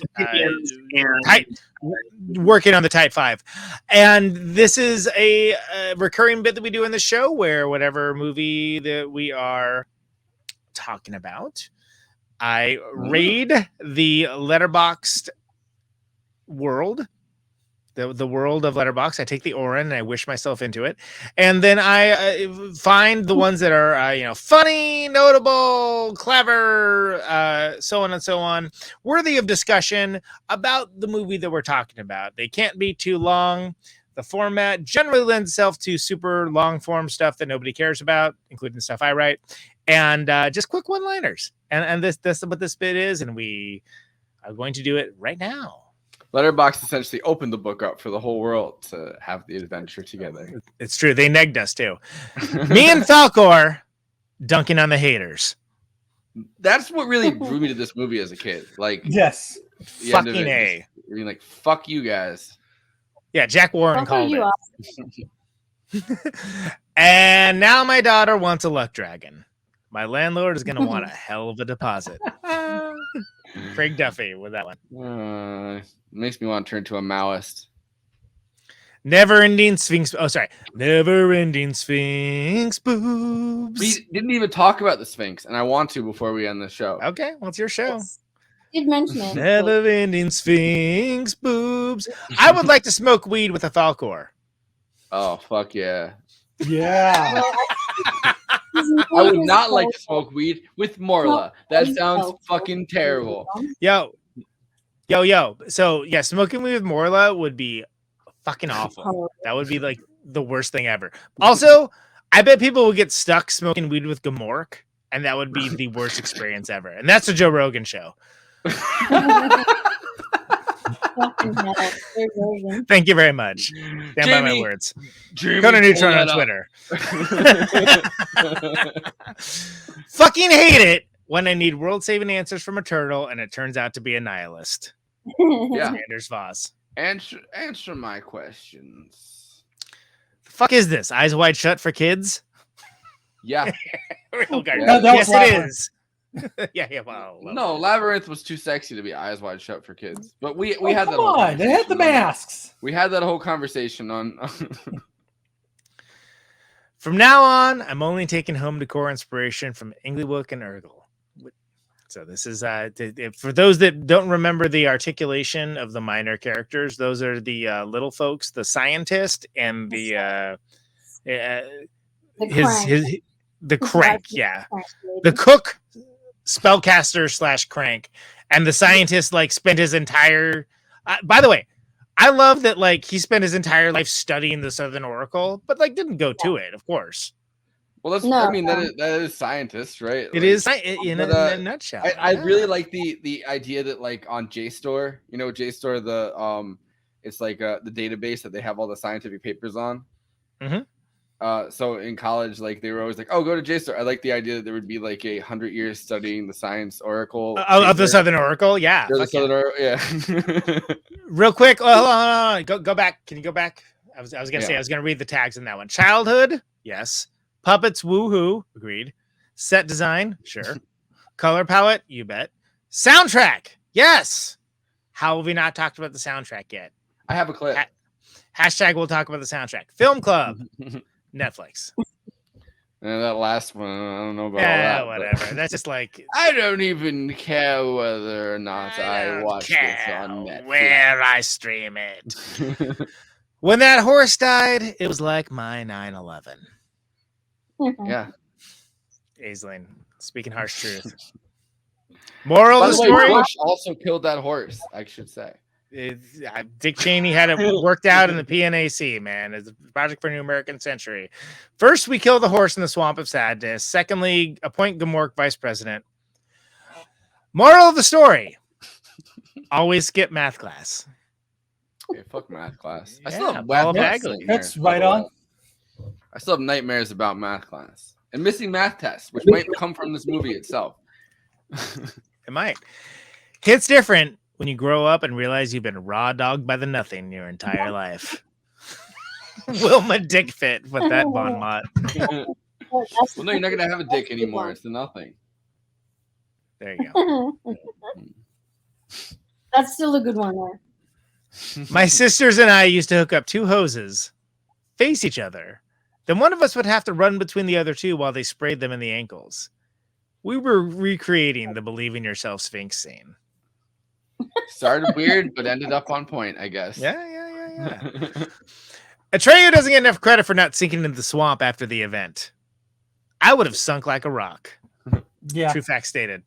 Yeah. Martin Saganin. Anyway, those are the Letterboxd reviews. Letterboxd one-liners. Follow Movie Night Extravaganza on Letterboxd, which is really Forrest. Movie Night Extravaganza. I'm Conan I Neutron don't J. even care whether I follow the I Letterboxd. don't care if I review or not. J. Andrew World right about now. And Renee Ruin also on there, as well as many of other awesome friends and feature guests. I'm not pointing in the right place. Letterboxd, the place for film. Thank you very much. Also, while you're here, make sure you sign up and subscribe. Subscribing helps us out a lot. If you have an Amazon Prime account, please subscribe using that. It doesn't cost you anything, but that does help us out, and we thank you. It costs you nothing, folks. Nothing. You can also support us on Patreon, and don't forget, Discord is coming. It's like the nothing. That sounds ominous. Discord sounds like the nothing.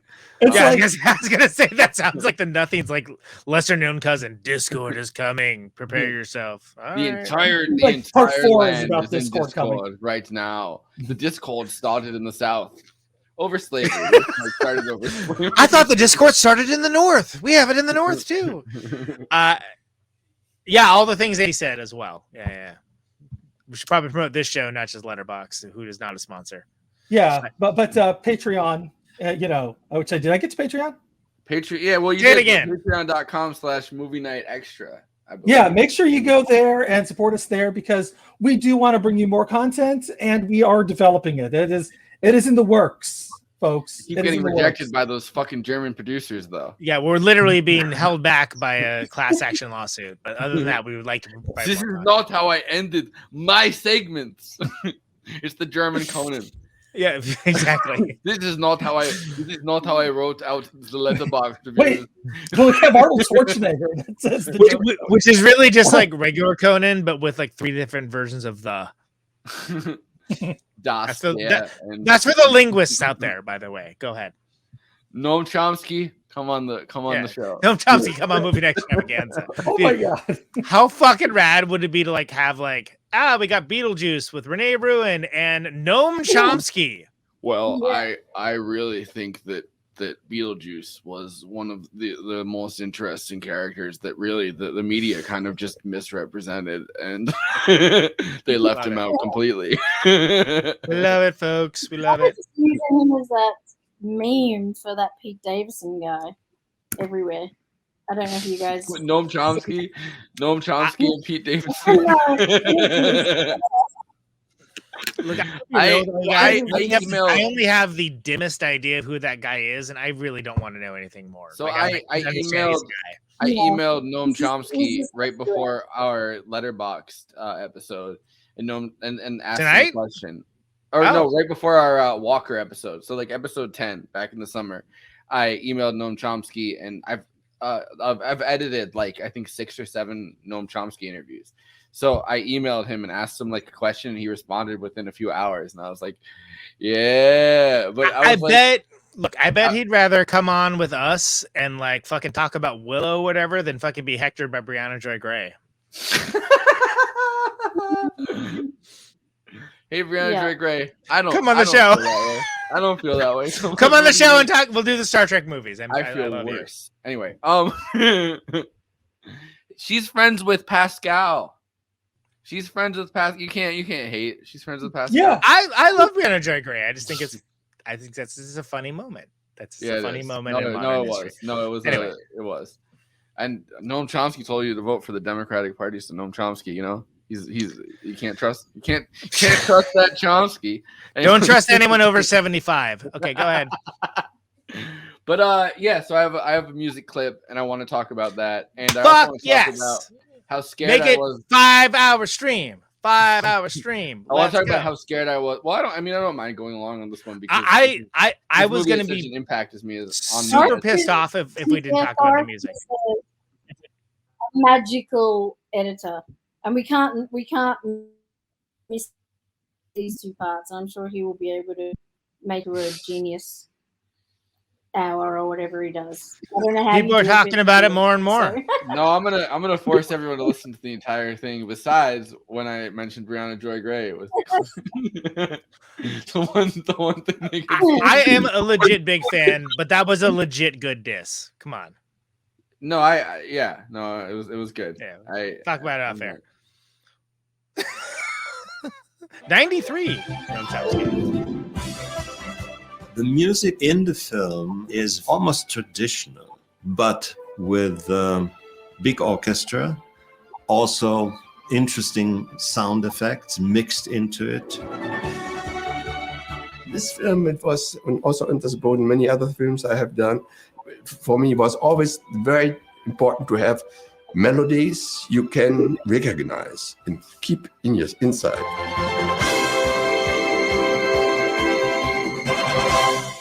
Giorgio Moroder, very famous composer and very successful at that time, was hired by us to come up with something, what we called, first of all, a song. Very simple. We had no song in the German version. And the NeverEnding Story song is his song. But not only that, he should also come with some musical elements and additional takes that were done not in the more classic way, what Klaus Doldinger did, but with synthesizer and a bit more contemporary feeling for the kids out there. And so the score is the unusual thing that we mixed the basic score from Klaus Doldinger with a slightly different style of a score for special scenes by Giorgio Moroder.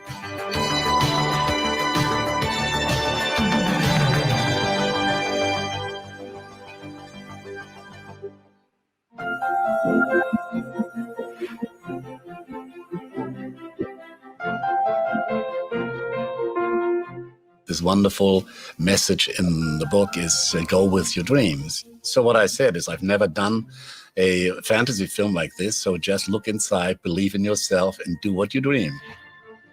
And that was liberating. That was wonderful. And all of a sudden you feel yourself being like a kid. Let's say I've never before directed a luck dragon, right? That's an essential part of childhood, is the ability to dream those dreams and to imagine that kind of fantastic world and to be so totally absorbed in a story yourself. I think the concept of the importance of the imagination is a really amazing one. And when I see the movie again, it still works for me. I mean, suddenly I'm no longer the one who was involved with that movie. Then all of a sudden I'm part of the audience again.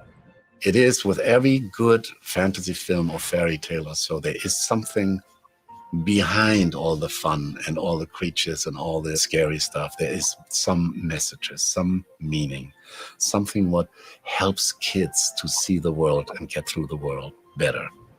And this whole idea of do what you dream, believe in yourself, and try to live the dreams, because that's what life is all about. If you do that, you create a whole wonderful world, fantasia.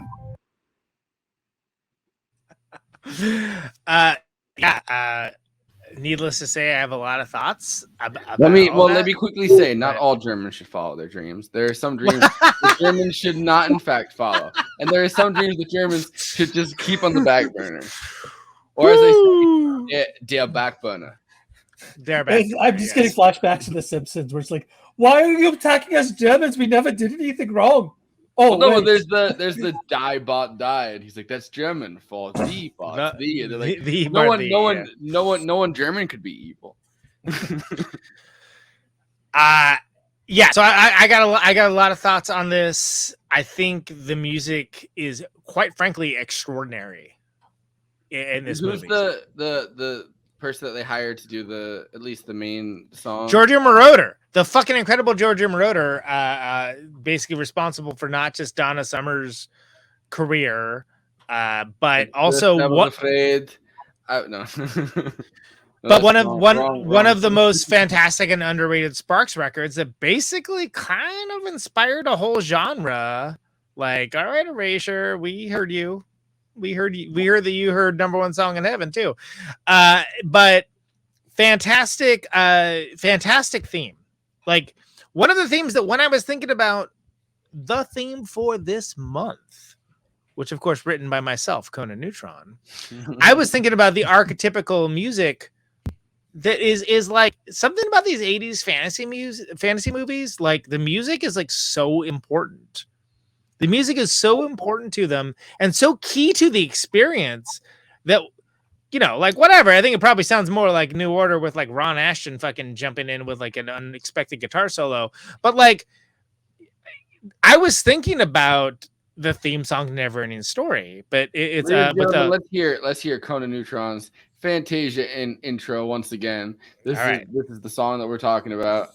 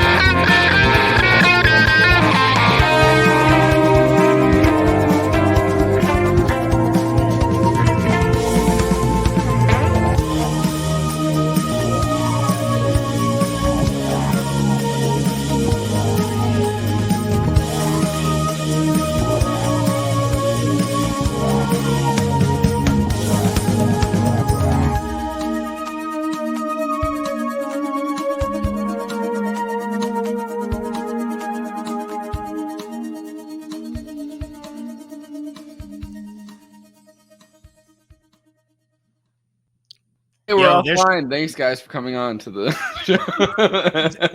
There's chimes in that, and like that is maybe the first thing I've ever written that has chimes. I'm like, there's got to be chimes in this, and like part of that is because of the incredibly brilliant Giorgio Moroder pen theme song to. I don't even care whether or not there are chimes in my intro. So the song is credited to I think it's Limal. I don't know how you say it. Yeah. But it's an anagram of the dude's last name, which is Hamill. Most people don't know that. I know that. I also know the fact that he was in Kajagoogoo. But like, first of all, there's a very earnest, wholesome posting about how in Stranger Things they referenced NeverEnding Story. The characters like sing it, whatever. And apparently his kids told him, and it was like a whole moment. It's like, it's really cool and special. But like, that's a jam. By the way, Giorgio Moroder wrote that. Like that was that and the other dude. And it's so fucking clearly a Giorgio Moroder song, especially of that era, which is the #1 song in heaven, like an after era. But holy shit, what a great fucking tune. Yeah. Perfectly endemic of the times, the topic. Yeah. And like I had when I was writing that shit, I had to work on it to be like, I gotta make it not sound exactly like the NeverEnding Story because it's gonna be real hard not to. I had the soundtrack, and we actually used to sing it at school. NeverEnding Story during music class. Why the fuck wouldn't you? Yeah. Turn around.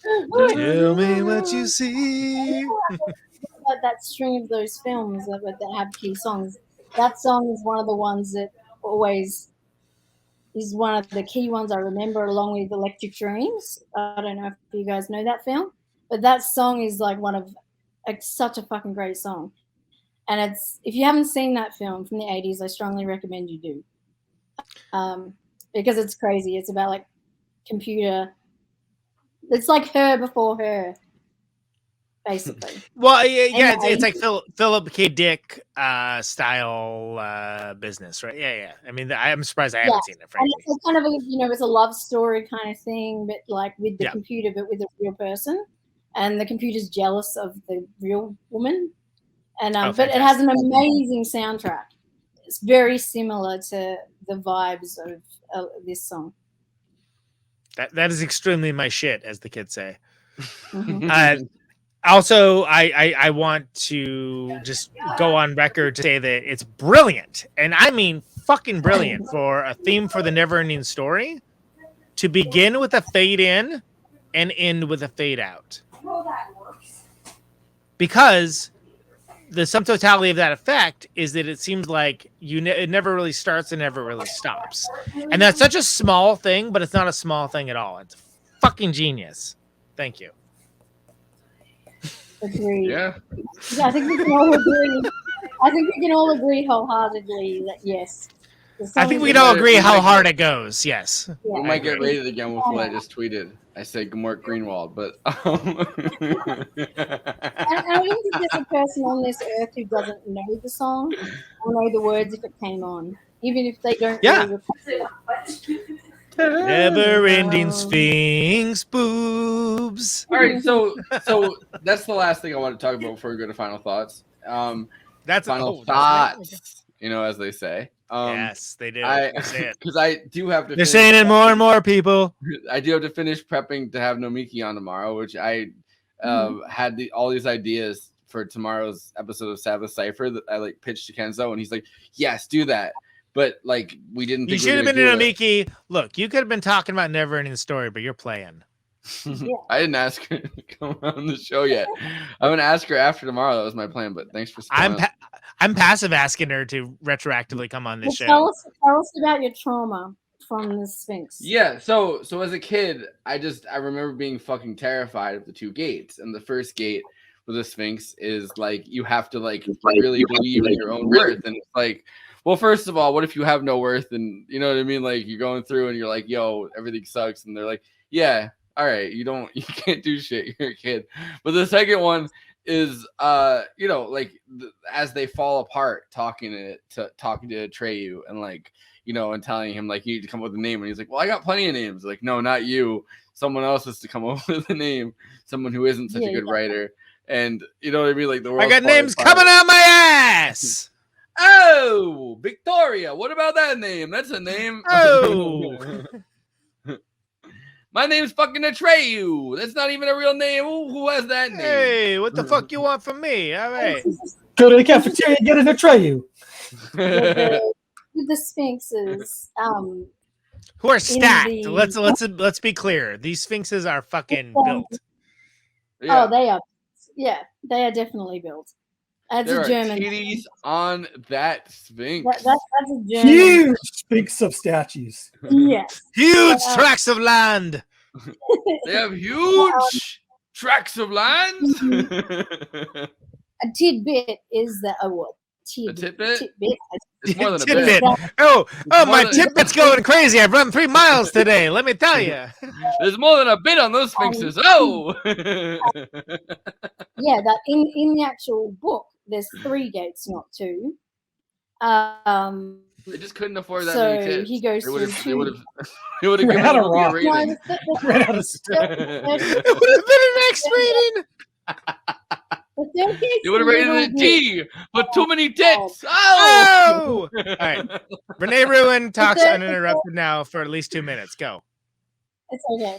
The third gate is a little bit difficult, I think, to explain to children, which is why they chose to cut it out. But in the book also, the Sphinx scenario is reversed. So in the books, the Sphinx's eyes remain open at all times. And in the movie, they remain closed and only open when they're going to shoot you. But in the book, they actually remain open and they freeze you, regardless. But yeah, there's no closed eye thing. That was something that was added as a cool effect, I guess, for the film. Well, Which is, is? it doesn't really matter what's open and what's closed because it's the third eye. If the third eye opens and realizes that you're not really given the full supplement treatment, you know what I mean? You're just... Yeah, JoeRogan.com. Let's go. And the Sphinx blouse was open. It was very open. Infowars.com/Sphinx. We got plenty of supplements. Also / Sphinx Life / be a man. Yeah. Tons of supplements for your Sphinxster. That wasn't nearly 2 minutes. Renee, uninterrupted, go. No, I was just gonna say I loved also how he was so headstrong and just like, I'm going in. Like didn't even like wait, I'm going in there. Yeah. But then he has that moment when he sees the knight that got, and he's like, Yeah. oh shit. And fucking Ben Burgess up there is like, what's going on? Let me finish writing this paper on on who gets through the Sphinx. Give them a. I'm gonna go debate Gamork next Tuesday. Yeah, there's also that twist where he gets to the second gate, obviously, which is the mirror, where he has to face his true self, and he doesn't understand because the true self is Bastion. Yeah, that's a great moment. That's like a link where the first time and I don't think even Atreyu understands that at the time. What that Not means. at all, because he's pre-prepped by. He was prepped. They said to him, they were kind of showing him this is because he's pre-prepped by the Neil deGrasse Tyson of the Southern Oracle to be like, you're gonna see if you're a hero, you see a coward. That really is literally Neil deGrasse Tyson. It is. Yeah. And like what he sees is like, it's some fucking kid reading a book. What am I looking at? Like, what's happening right now? And he's confused by it. But as a viewer, we're like, oh, burn, there it is. That's the connection. Like, yeah. But then it takes him the whole film to figure out that there's this kid, but he saw the kid all along. The kid takes a lot of time just being like, it can't be me, and you're like, dude, it's you. Just say something. And he's like, fucking you. This can't be. Imagine, and he's like, well, even if it wasn't, what are you afraid of? Getting humiliated? Got thrown in the trash can. Shut the fuck up. You're in the attic of your elementary school. What exactly do you have to lose at this moment in time? You're not exactly in a cool kid position. But that's why he's the opposite of Atreyu, because he's cowardly and wimpy, and he doesn't have any self-confidence. So he thinks it couldn't possibly be about me. I'm this dweeb who reads books and hides in the dark and puts a blanket over my head when there's thunder. You know what I mean? So that's a part of his journey. Yeah, but there's still like, it's you, Bastion. It's you. It's about you. And he's reading it, and he's like, it can't be about me, Bastion. It was totally about Bastion. Is the next sentence? Yeah. But like in the book, and it's been a little while, so Renee, correct me if I'm wrong, which I know you will. Like, I think he's even overweight in the book, and that's a thing that they play upon because of look at the little fat boy. He's overweight and he's reading the book. What are you doing? Ooh. He fell into the trough of chocolate. But like that, but that's a thing that they chose to change for the movie. I think Michael Ende was like pissed off about, where it's like, well, like, I mean, you can get across the point without him. Be about the fat boy. Brings the fat boy back. Why do all the nerds have to be fat? Like in all these stories, like even ones today, modern day ones. Why do they always have to be these like fat chubby kids? Like often they're not. They're scrawny, like, as well. Like it's those are the ones the wolf would eat. The wolf is going to eat the fat boy who's running through the woods. Ooh. Yes, and since the wolf eats the fat boy, and everything is done. It's done. No happy ending for anybody. So in the book he's played by an overweight boy who wears glasses. Yeah. So like he wears glasses. I forgot about that. Yeah. Yeah, he wears glasses. So he's like the stereotypical kind of like the worst stereotype of a book. So that's another reason why I think the movie is better than the book. Because it takes away the things that don't matter, like that, which are like, look, we get it. He's a fucking geek. We get it. Like you don't need to like oversell the point. Elements to make it, worse for the fucking kid. Like you get to see through. Right. Augustus Gloop. Yeah, exactly. And then you had to go and so I think they made a good decision there by just taking that element out together. I agree, because you get to see it rather than hear about it. And I think that is, if there's anything I've learned about like what I like about movies, is that like I can't stand these exposition dumps that tell you how to feel. What I like is like, if you want me to feel something, fucking show me. Of course, And all this German movie, movies like, kind of have those exposition dumps because they don't know really what feeling is, so you have to kind of explain. Well, to them, look at Legend. The saddest. Like here's the information dump of what you need to know about this movie. Like, I don't want to read all those words. Also, I don't give a shit, and it also didn't matter. I didn't need to read any of those words to know that Tom Cruise is running around with like a bunch of fucking fakakta little friends that are like have everyone seems to think they need to know who they are, and like Tim Curry's awesome. That's all I need to know. And also the chick is awesome as a goth. Thank you. I never read Yes. the like I really don't read the word drums, and like you know, like when movies have that, a lot of times like I lose the context if there is context based on that, because I'm like look, I'm ready, but like my brain's not taking them in. Like, Look, I realized that I'm the guy that was like, hey everybody, watch the version of Dune that has all the exposition. Meaning the 80s Dune, right? I was the one that was like, hey, let's do that. And like when I watched it, I was like, oh, this was a terrible idea. Because there's so much just like, it's like, hey y'all, remember Final Fantasy? Here's like fucking 16 pages of text you need to read, like skip. the exposition dump where David Lynch goes panties and stuff. Sorry, what we're talking about? NeverEnding Story doesn't do that as a movie. Princess Bride doesn't either. David Lynch version. What I loved about it was that it didn't rely on the stereotypical tropes that majority of these kind of films would normally, and even films today always do. It's like it's Renee not Ruin enough- bringing it back home. It would have lessened the movie to make Bastion more like the character from the book. because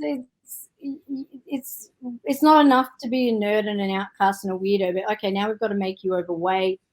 Now you've got to have glasses. Now let's just like, that's not how, it takes away from the central part of, this kid and what he's going through and, what his journey is, and that More, I think that more skinny children in movies. It's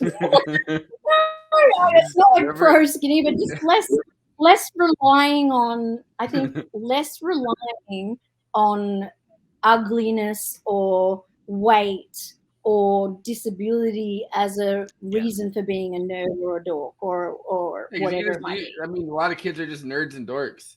Look at how Exactly. many. Exactly. Look at the fans of Gamork.substack.com. Mark Greenwald.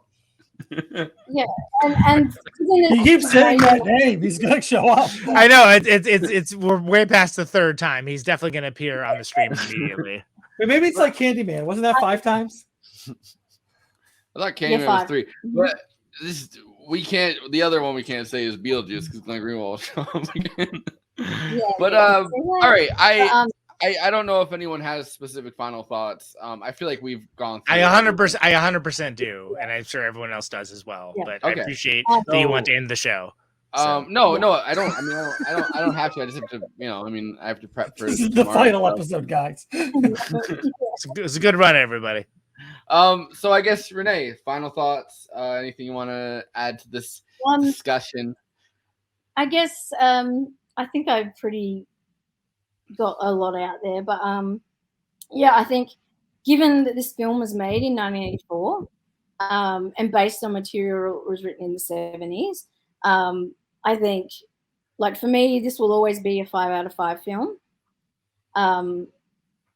in terms of like the production, in terms of the storytelling, the integration of the myths, the way that we're immersed into the journeys of both Atreyu and Bastion.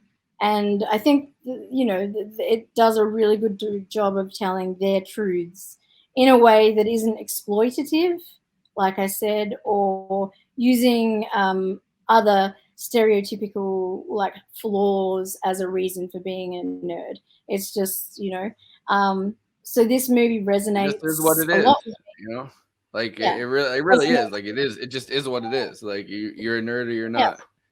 yeah, exactly.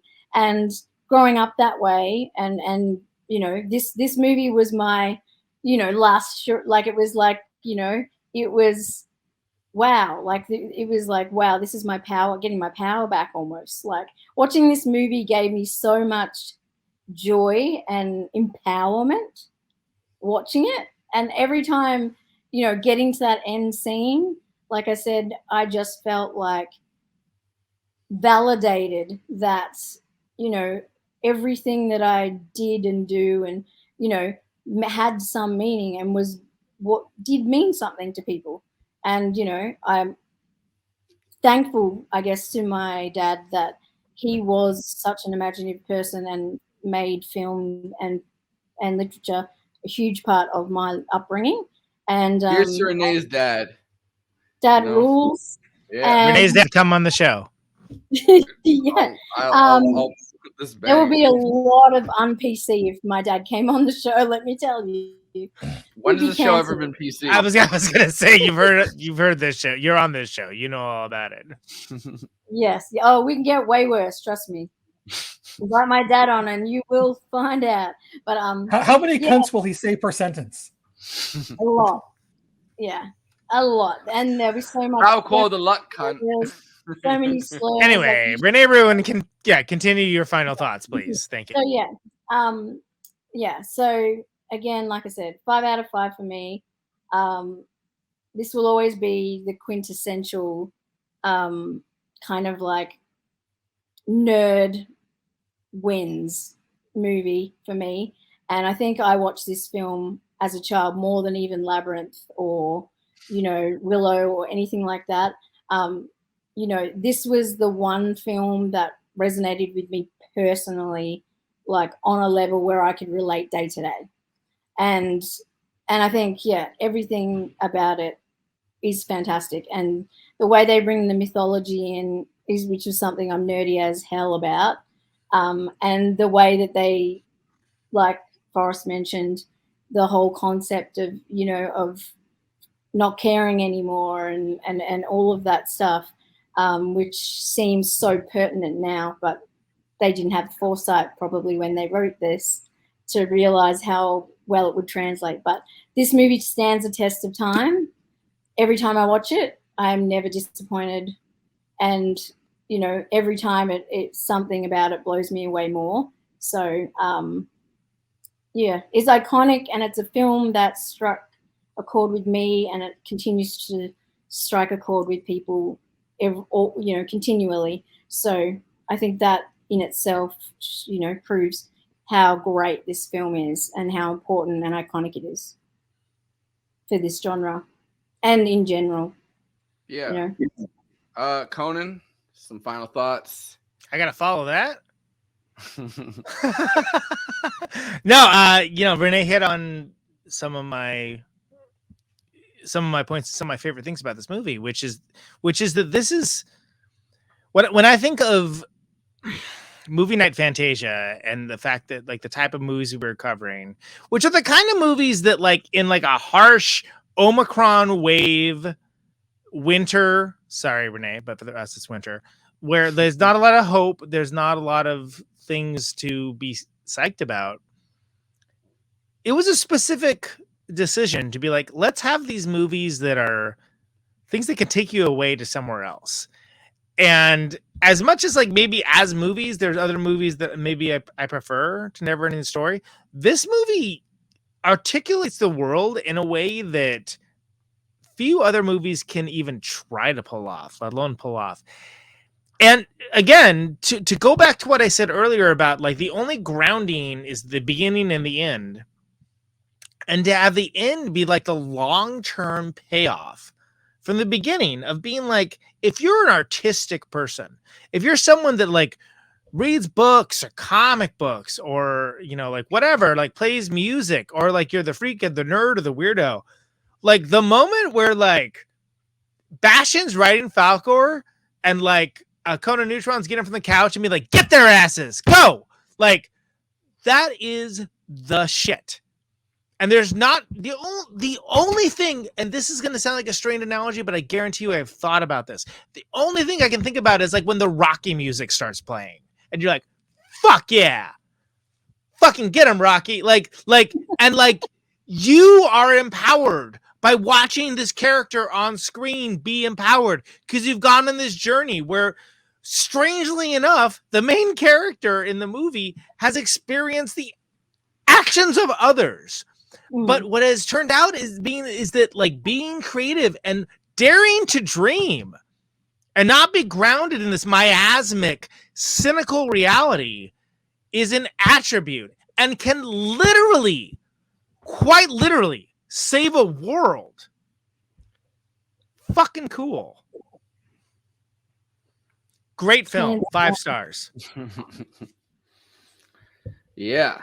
Andy? I gotta follow that up. Damn. I thought Conan had it hard.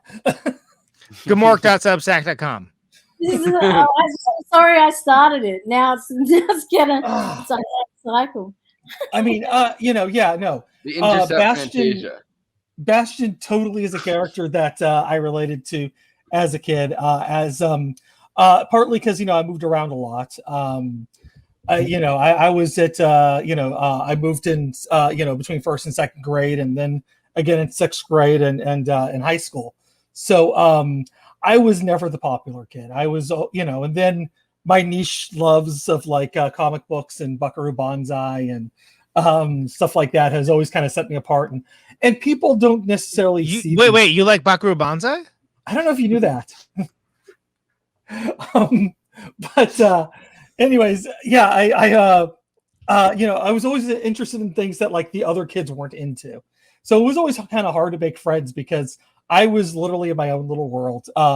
And so I related so hard to this movie. And yeah, I mean, fuck yeah, I want to ride a luck dragon. Who doesn't? I mean, push the bullies in the trash can, not into cars. It's an important distinction. Yeah. Yes. Yeah. No. And I want you to know that he actually was passing the car on the wrong side, and then the car turned into him, which is what happened in the accident. That's jacked up, man. Like I gotta say, like, I don't want to interrupt your final thoughts, but that's and like he put who ended up becoming a friend of mine. Like we weren't friends at the time, but like after he came out of the hospital, Aram and I became good friends through high school. We drifted apart since then, but whatever, that happens. But still, I love and appreciate the man. And I feel terrible that whole thing happened. So, bullies in trash cans, not in front of cars. That's all I have to say. Yes. So my final thoughts on this was that, and I usually end with a quote, but I'll end with some final thoughts on this. My final thoughts were, as a kid watching The Rockbiter, who we didn't talk about that much, but watching apparently saying Born to Be Wild, which is news to me because I'll never watch those movies. But watching The Rockbiter, I felt like maybe those rocks were gourmet. And I just need to end with this thought. Was that a rock gourmand? And I'll just end it on that note. He said...